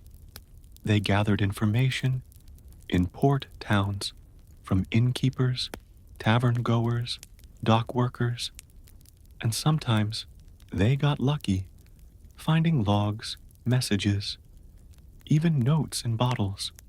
Historians still argue how accurate these pirate intel systems really were. Some say they were master spies in their own right. Others say they were just good at reading desperation. As the ship adjusts course, the crew gets busy. Charts are unfurled, routes traced. You help nail down barrels. Someone preps gunpowder, just in case. You hear snatches of the story as it spreads. This merchant lost half a shipment, blamed pirates. Now you're going to go be those pirates. Poetic justice in a very chaotic, criminal sort of way. As you work, your mind drifts. What if the letters had said something else? What if it had been a call for help? A treasure map? A love letter never sent? That's the thing about Flotsam. It's memory. Forgotten. Lost. Floating. And sometimes it finds new meaning in new hands. By sunset, the ship is back in motion, cutting toward an island chain the merchant logs mention, where the cargo supposedly vanished. You eat a biscuit that's more weevil than flour. You pretend not to care. You're too excited. This isn't just sailing. This is story chasing. You're inside someone else's lie, making it real. You lean against the rail, watching the stars peek through the twilight. The sea glows faintly with bioluminescence. The wake of the ship sparkles behind you like fairy dust, and you think, this is the strangest life imaginable, but it's yours. You wake the next morning to the sound of distant drums. Not real drums, sea drums. That deep, low roll of waves slapping wood, the occasional creak of a rope, twisting in rhythm. It's almost musical, almost soothing, until someone throws a boot at your hammock and shouts, "Island in sight." You scramble upright, nearly fall out, then rush to the rail with the others. And there it is, a smudge at first, then a green hump. Then, as the sun lifts higher, it becomes a proper island, rugged, wild, and rising out of the sea like a secret. You haven't touched land in days, maybe weeks. Your knees twitch at the thought of unmoving ground. Shore party in 30, someone calls. You blink. You're on it, boots on, belt buckled, blade sharpened. Kind of. A small sack slung over your shoulder with essentials. Rope, flask, biscuits, and a charm carved from driftwood that Big Jeb swears keeps leeches away. You climb into the dinghy again, this time with 6 others, armed, alert, already betting on what you'll find. Buried loot, a lost cargo cache, maybe just coconuts and some confused goats. Either way, you're excited. The island grows with each pull of the oars. Palms wave like they know something. Rocks jut out along the shore like broken teeth. A few seabirds wheel overhead, squawking at your arrival like reluctant hosts. The boat scrapes sand. You jump out, boots sinking into warm beach grit, and breathe in land. It smells like damp leaves, sun-baked stone, and freedom. And something else. Something dead. You turn. A crab scuttles by, with what looks like a human toe bone in its claw. Charming. The crew fans out, weapons drawn, voices low. The jungle ahead is thick, humming with insects, whispering with movement. You follow behind 2 more experienced pirates, eyes scanning for any signs of a camp, a trail, cargo, because you're not here for sightseeing. You're here to verify a lie. That merchant captain who lost his cargo and blame pirates. You're about to find his stash, if it's real. And if it's not, well, pirates have a history of creating proof after the fact. The first hour is nothing but heat, vines, and the sound of someone loudly regretting lunch. You swat away mosquitoes the size of coins. Your shirt clings to your back. Your boots squelch in mud. It's like walking through soup with teeth. Then, just as you're considering faking heat stroke, someone shouts, "Over here!" You push through a patch of thorny brush and stumble into a clearing. At the center, barrels, half buried, water damaged, but marked with a symbol, a merchant house. Crest you don't recognize, but the captain does. He steps forward, grinning. "Well then," he says, "looks like the man was robbed." Chuckles ripple through the crew, because the implication is clear. Now he really has been. You pry open a barrel. Inside, cloth, damp, but salvageable. Another holds dried fish. Another, better, holds sealed bottles of spiced wine. The cook lets out an audible moan. Someone climbs a tree to scout for more signs. Another starts digging near a half-rotted crate. You sit on a log and wipe sweat from your brow.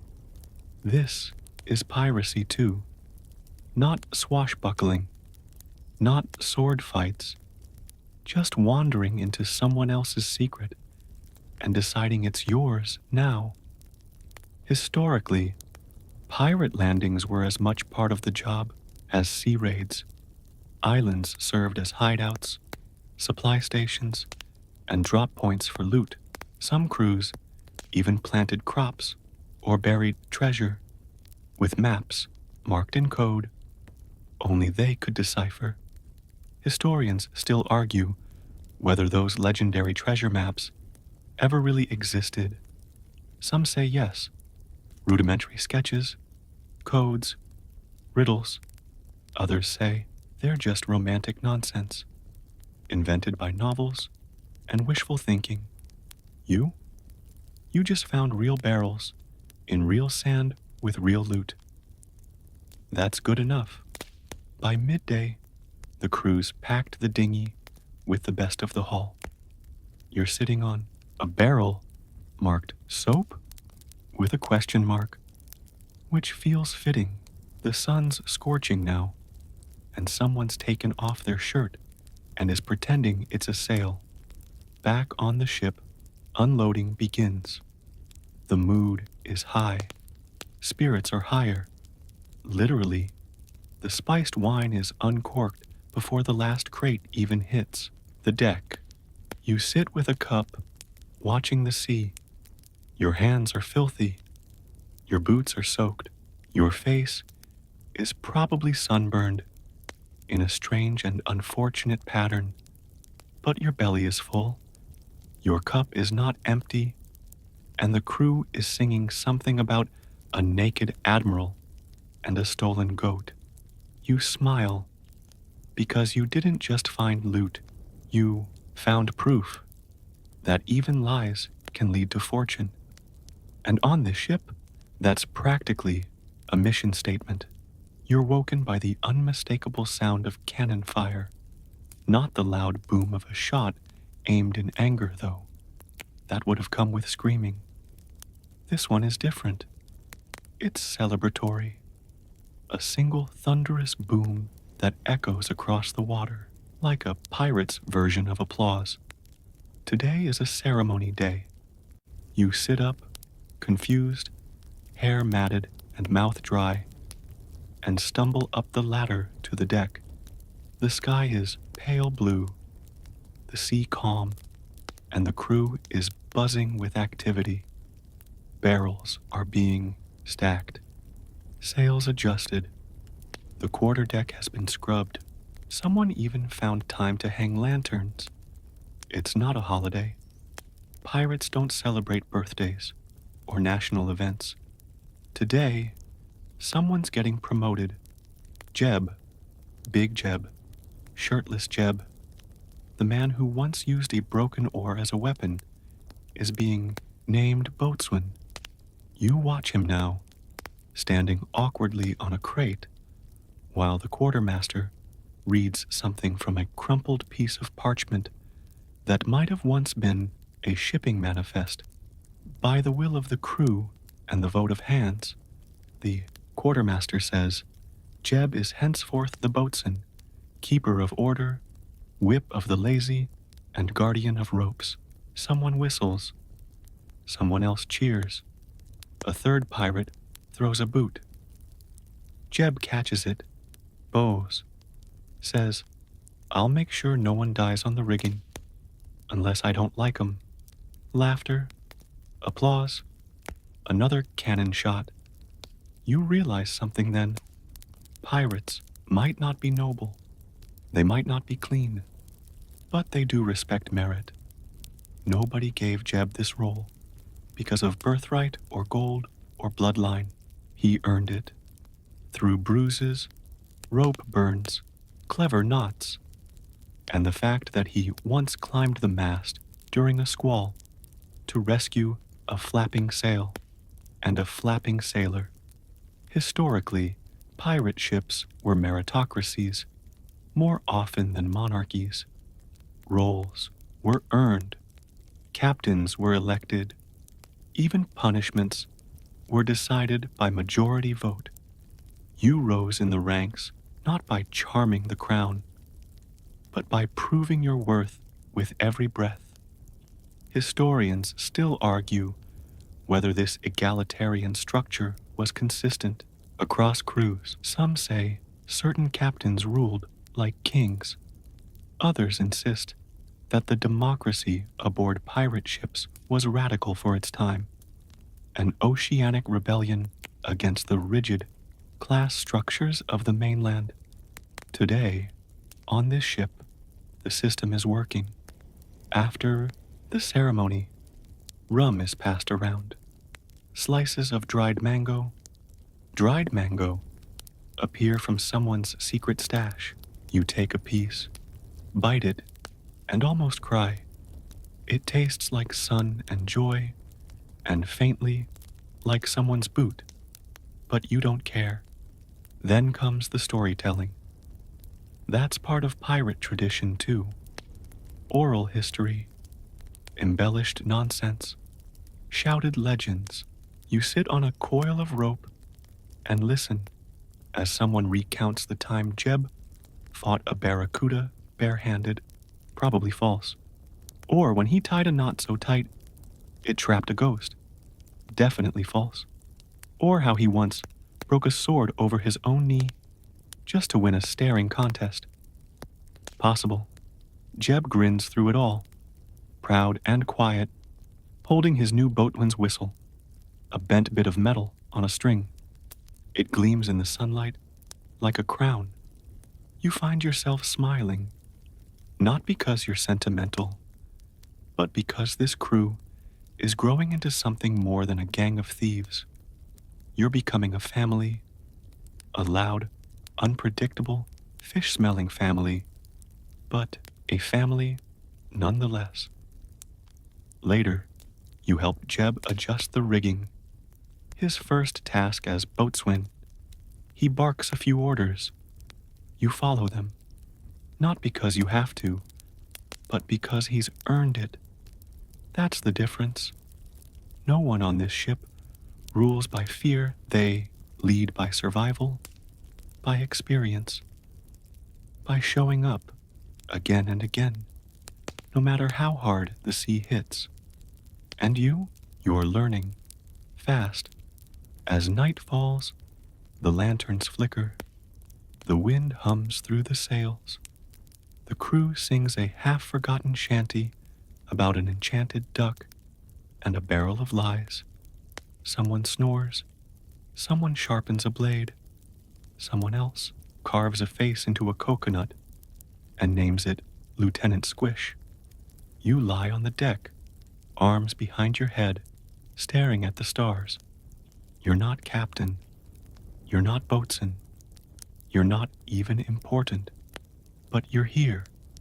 And on this ship, that means something. Because every crew needs a future. And maybe, just maybe, you're it. You're jarred awake by the sound of a bell clanging wildly above deck. Not the regular bell, not the timekeeping bell, the alarm bell. You shoot up, heart hammering, before your brain even finishes waking. Ship sighted, someone screams.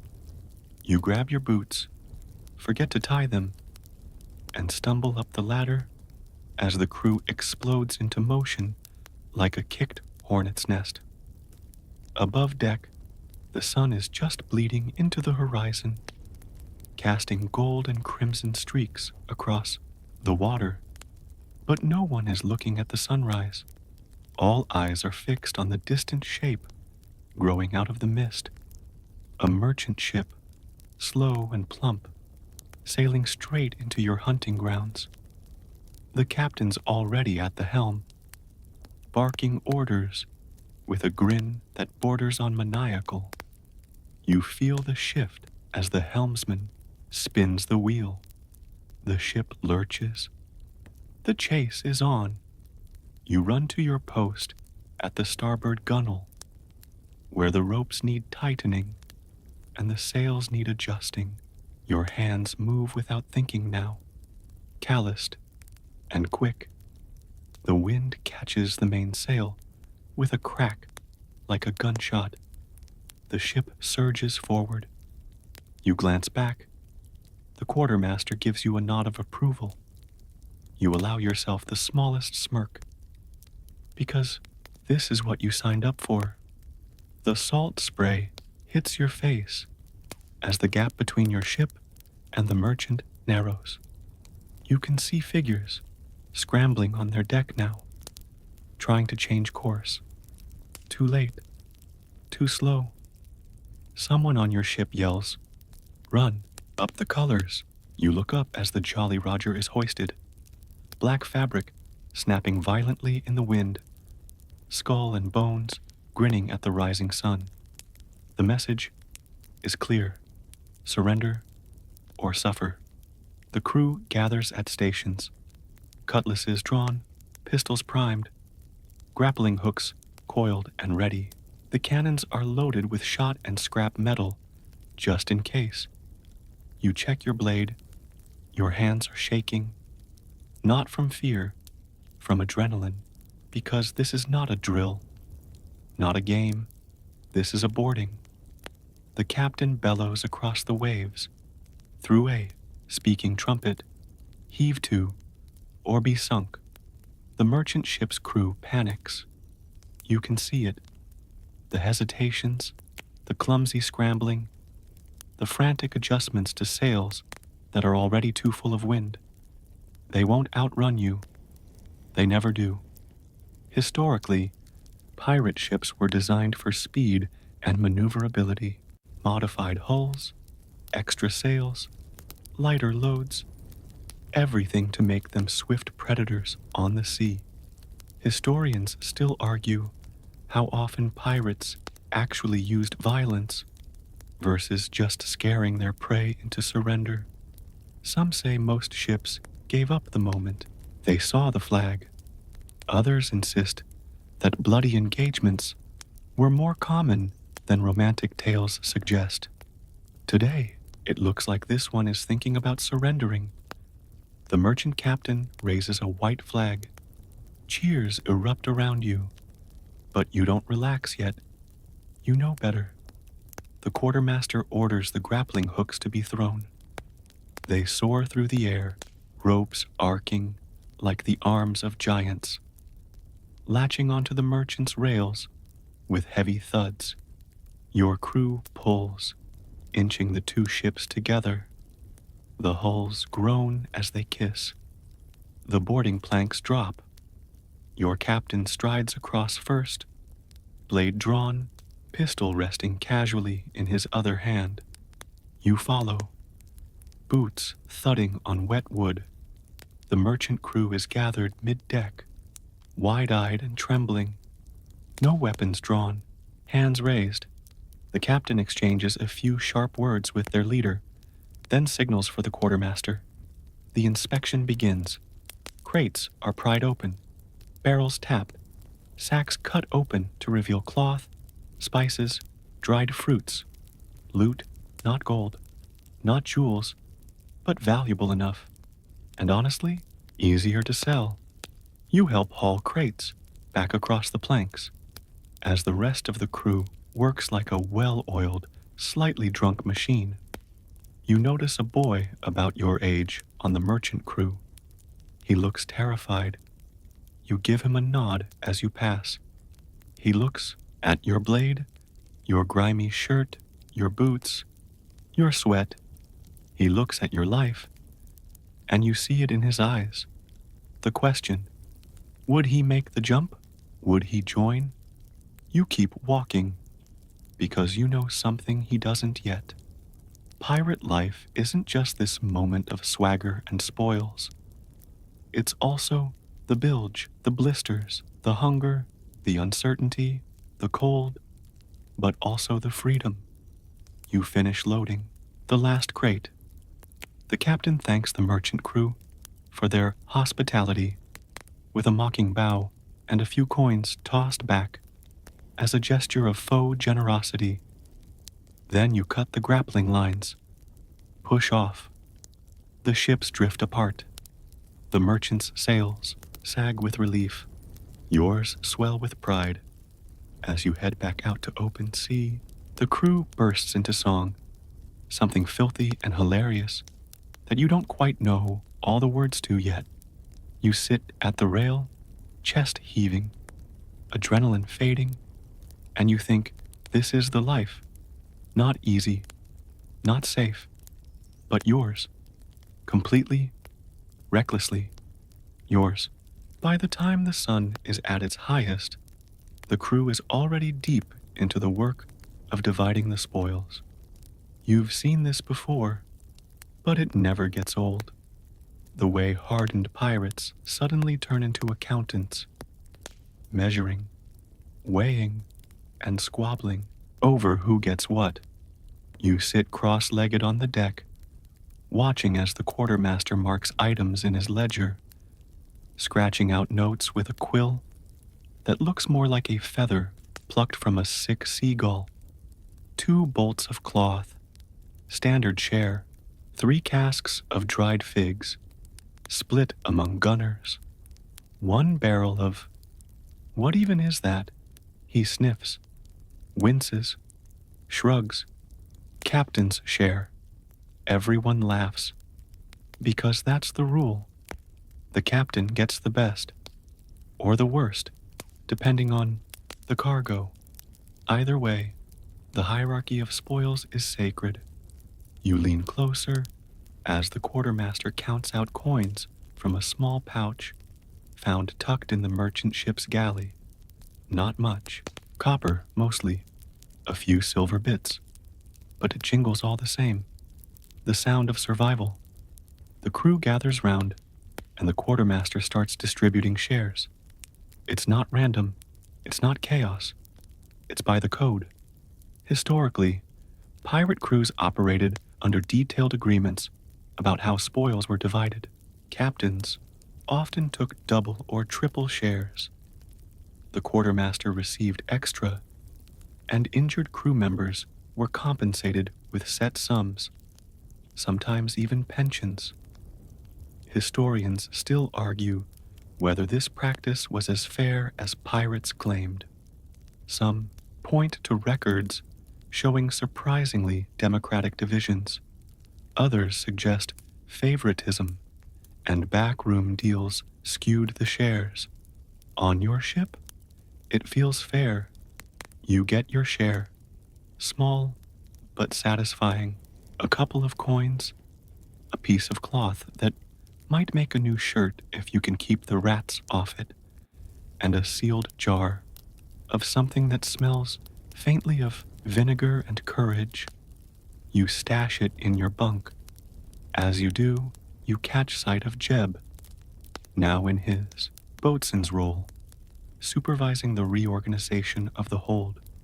He's barking orders like he was born doing it. You grin. Promotion hasn't gone to his head yet. Up on deck, the crew relaxes after the division. Some head to their hammocks for a nap. Others break out dice for a fresh round of gambling, using their newly won loot as stakes. You sit by the rail, watching the sea slide by, your share warm in your pocket, and you realize it's not about the size of the haul. It's about the proof. The proof that you risked it, survived it, and now you're holding something that wasn't yours yesterday, but is now. You helped take it, and no crown, no merchant, no law can say otherwise. That's the pirate way. Ownership by action, claim by courage. You hear the captain chuckling nearby, telling a story about the time he stole a Spanish galleon's entire cargo of chocolate by sneaking in disguised as a monk. It's probably a lie, but no one cares, because pirates aren't about truth. They're about stories. Loot feeds your belly, but stories, they feed your soul. You take a coin from your share, bite it, because that's what pirates do, even though you know it doesn't prove anything, and toss it in the air. It spins, catches the light, and falls neatly into your palm. Your coin, your story, your life.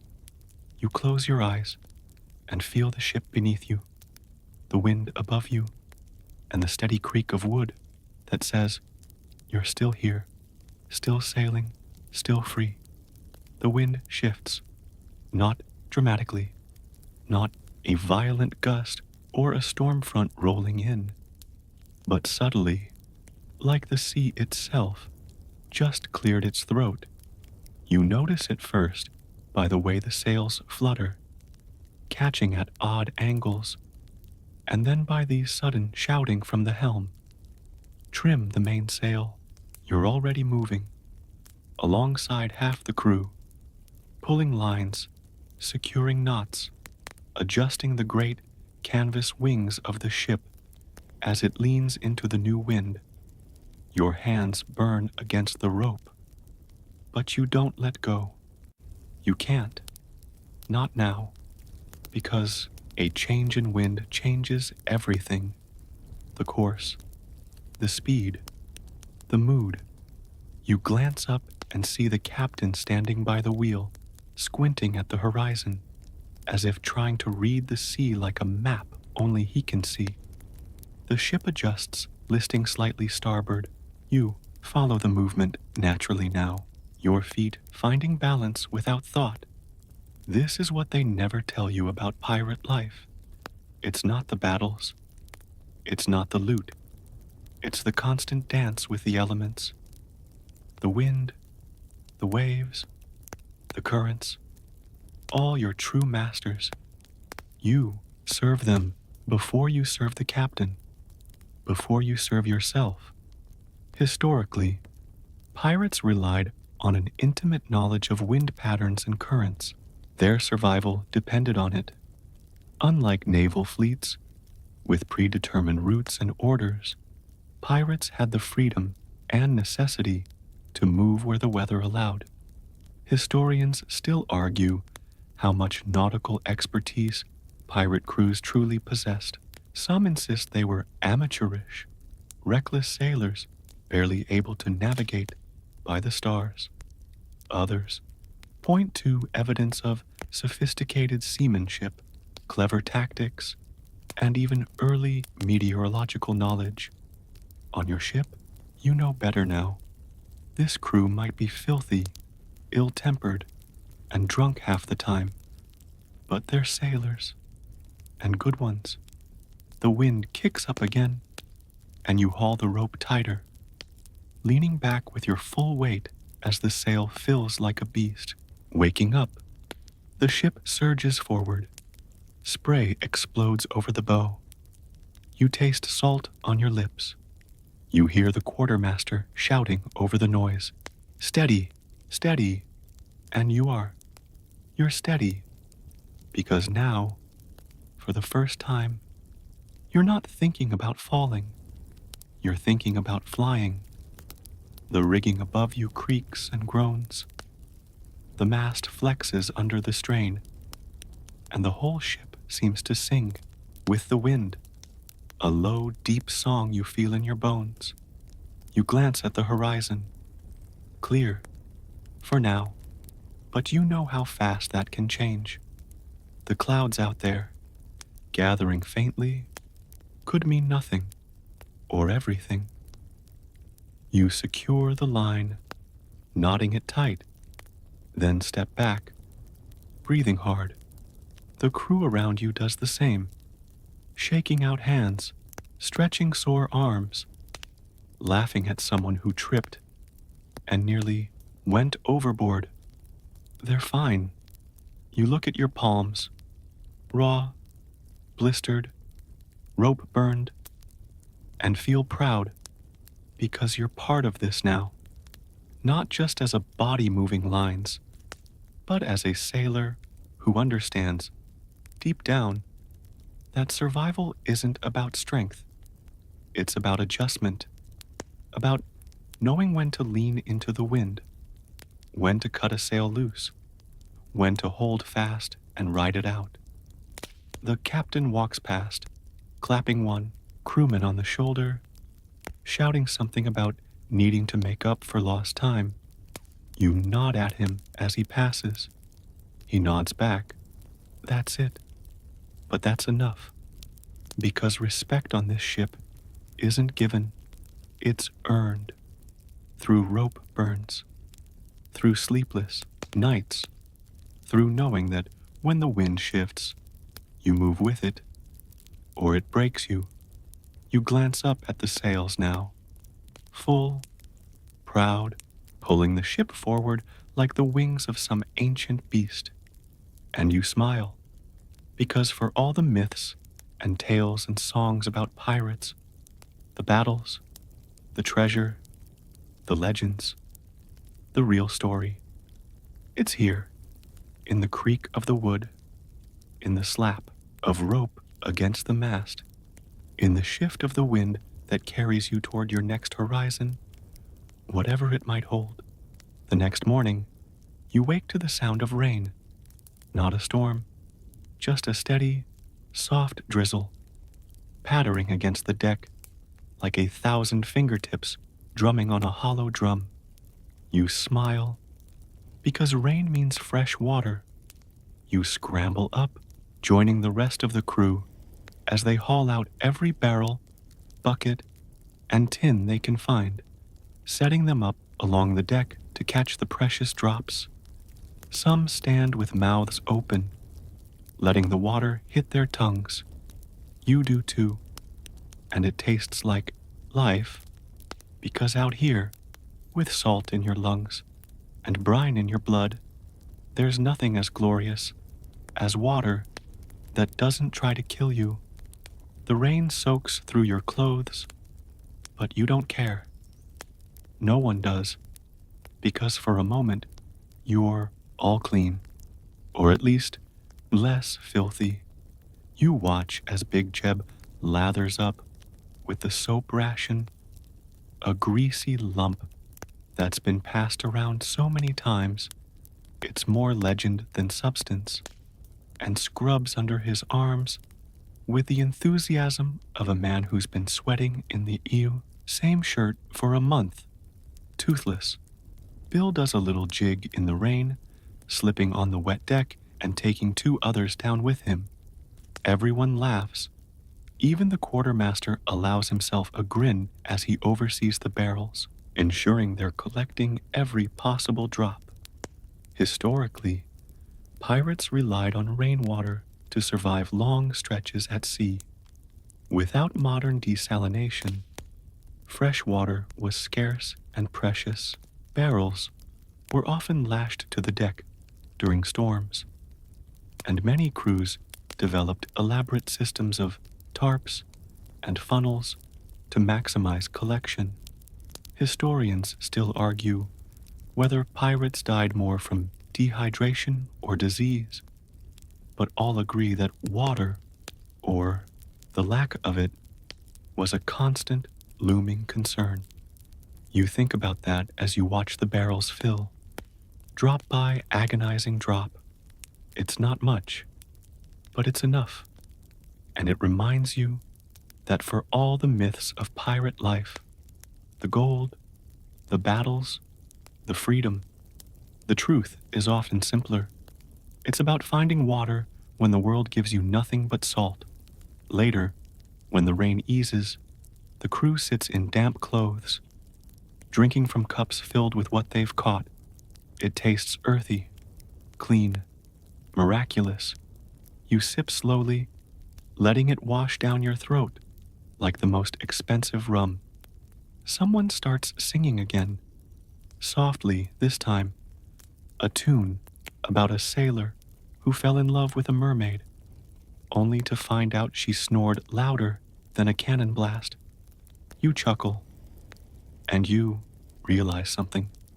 Out here, on this creaking ship, surrounded by nothing but endless blue, small joys matter. A sip of fresh water, a warm laugh, a quiet song. You glance around at your crew, these impossible, filthy, wonderful people, and feel something swell in your chest. Pride, belonging, maybe even love. Not romantic, not familial, but the kind of love that comes from surviving together, from sharing rain and rot and risk. You stand, stretch, and look out over the rail. The sea is gray now, blurred by mist, but beautiful all the same. And you know, deep down, that this is where you're meant to be. Not safe on land, not clean in some port town, but here, chasing the horizon with a crew that would fight for you, laugh with you, and share their last drop of water if it came to it.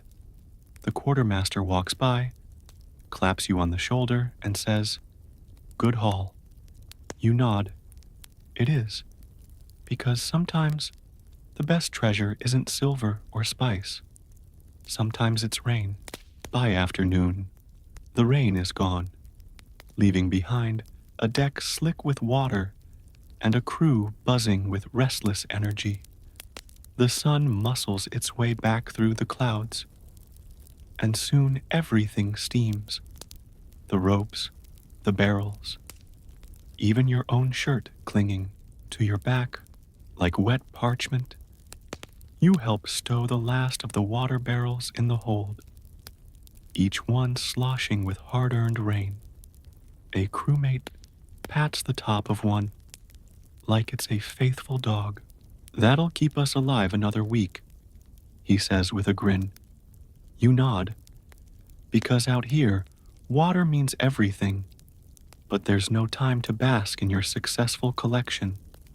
The lookout shouts from the crow's nest, "Sails!" The mood shifts. In an instant, everyone scrambles to stations, scanning the horizon. You squint against the glare. There, just at the edge of vision, white sails, fat and oblivious. "Merchant?" someone asks. The captain pulls out his spyglass, peers through, then smiles that shark-like grin you've come to recognize as a promise of mayhem.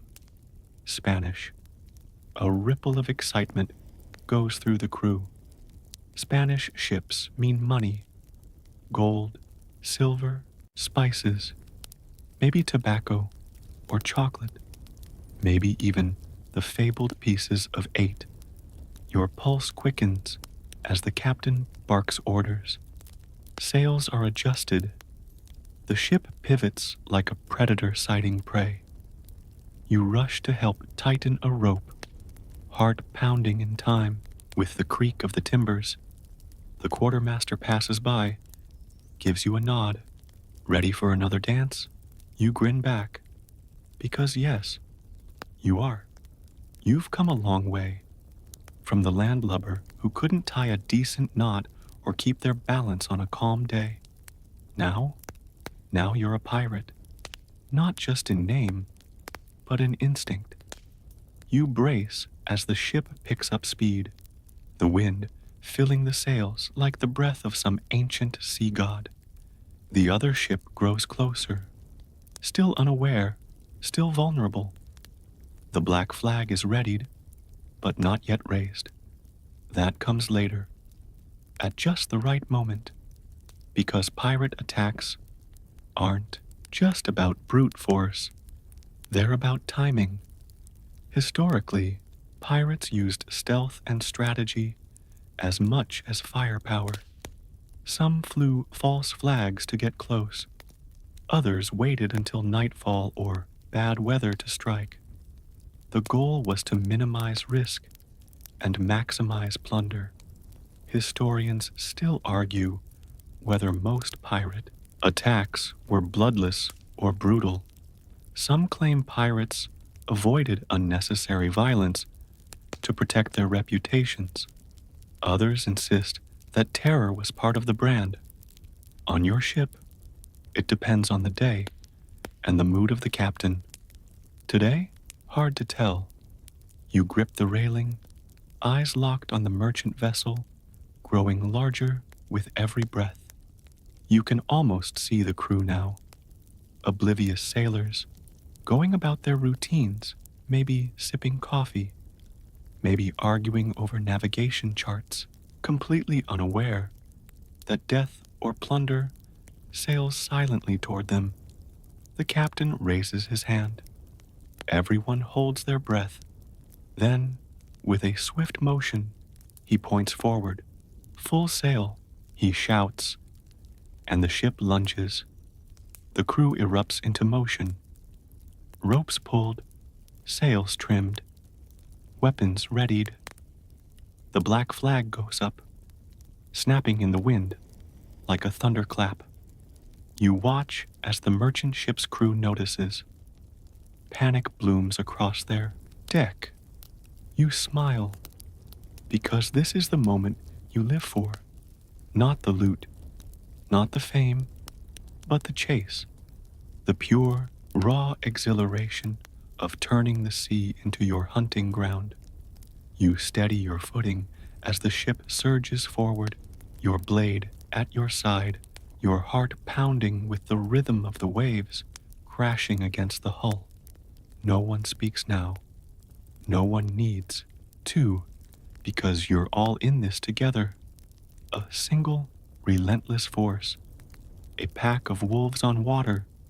And you know, without a doubt, that you wouldn't trade this moment for anything. Not land, not safety, not even certainty. Because this is freedom. Section 20. The ships are side by side now.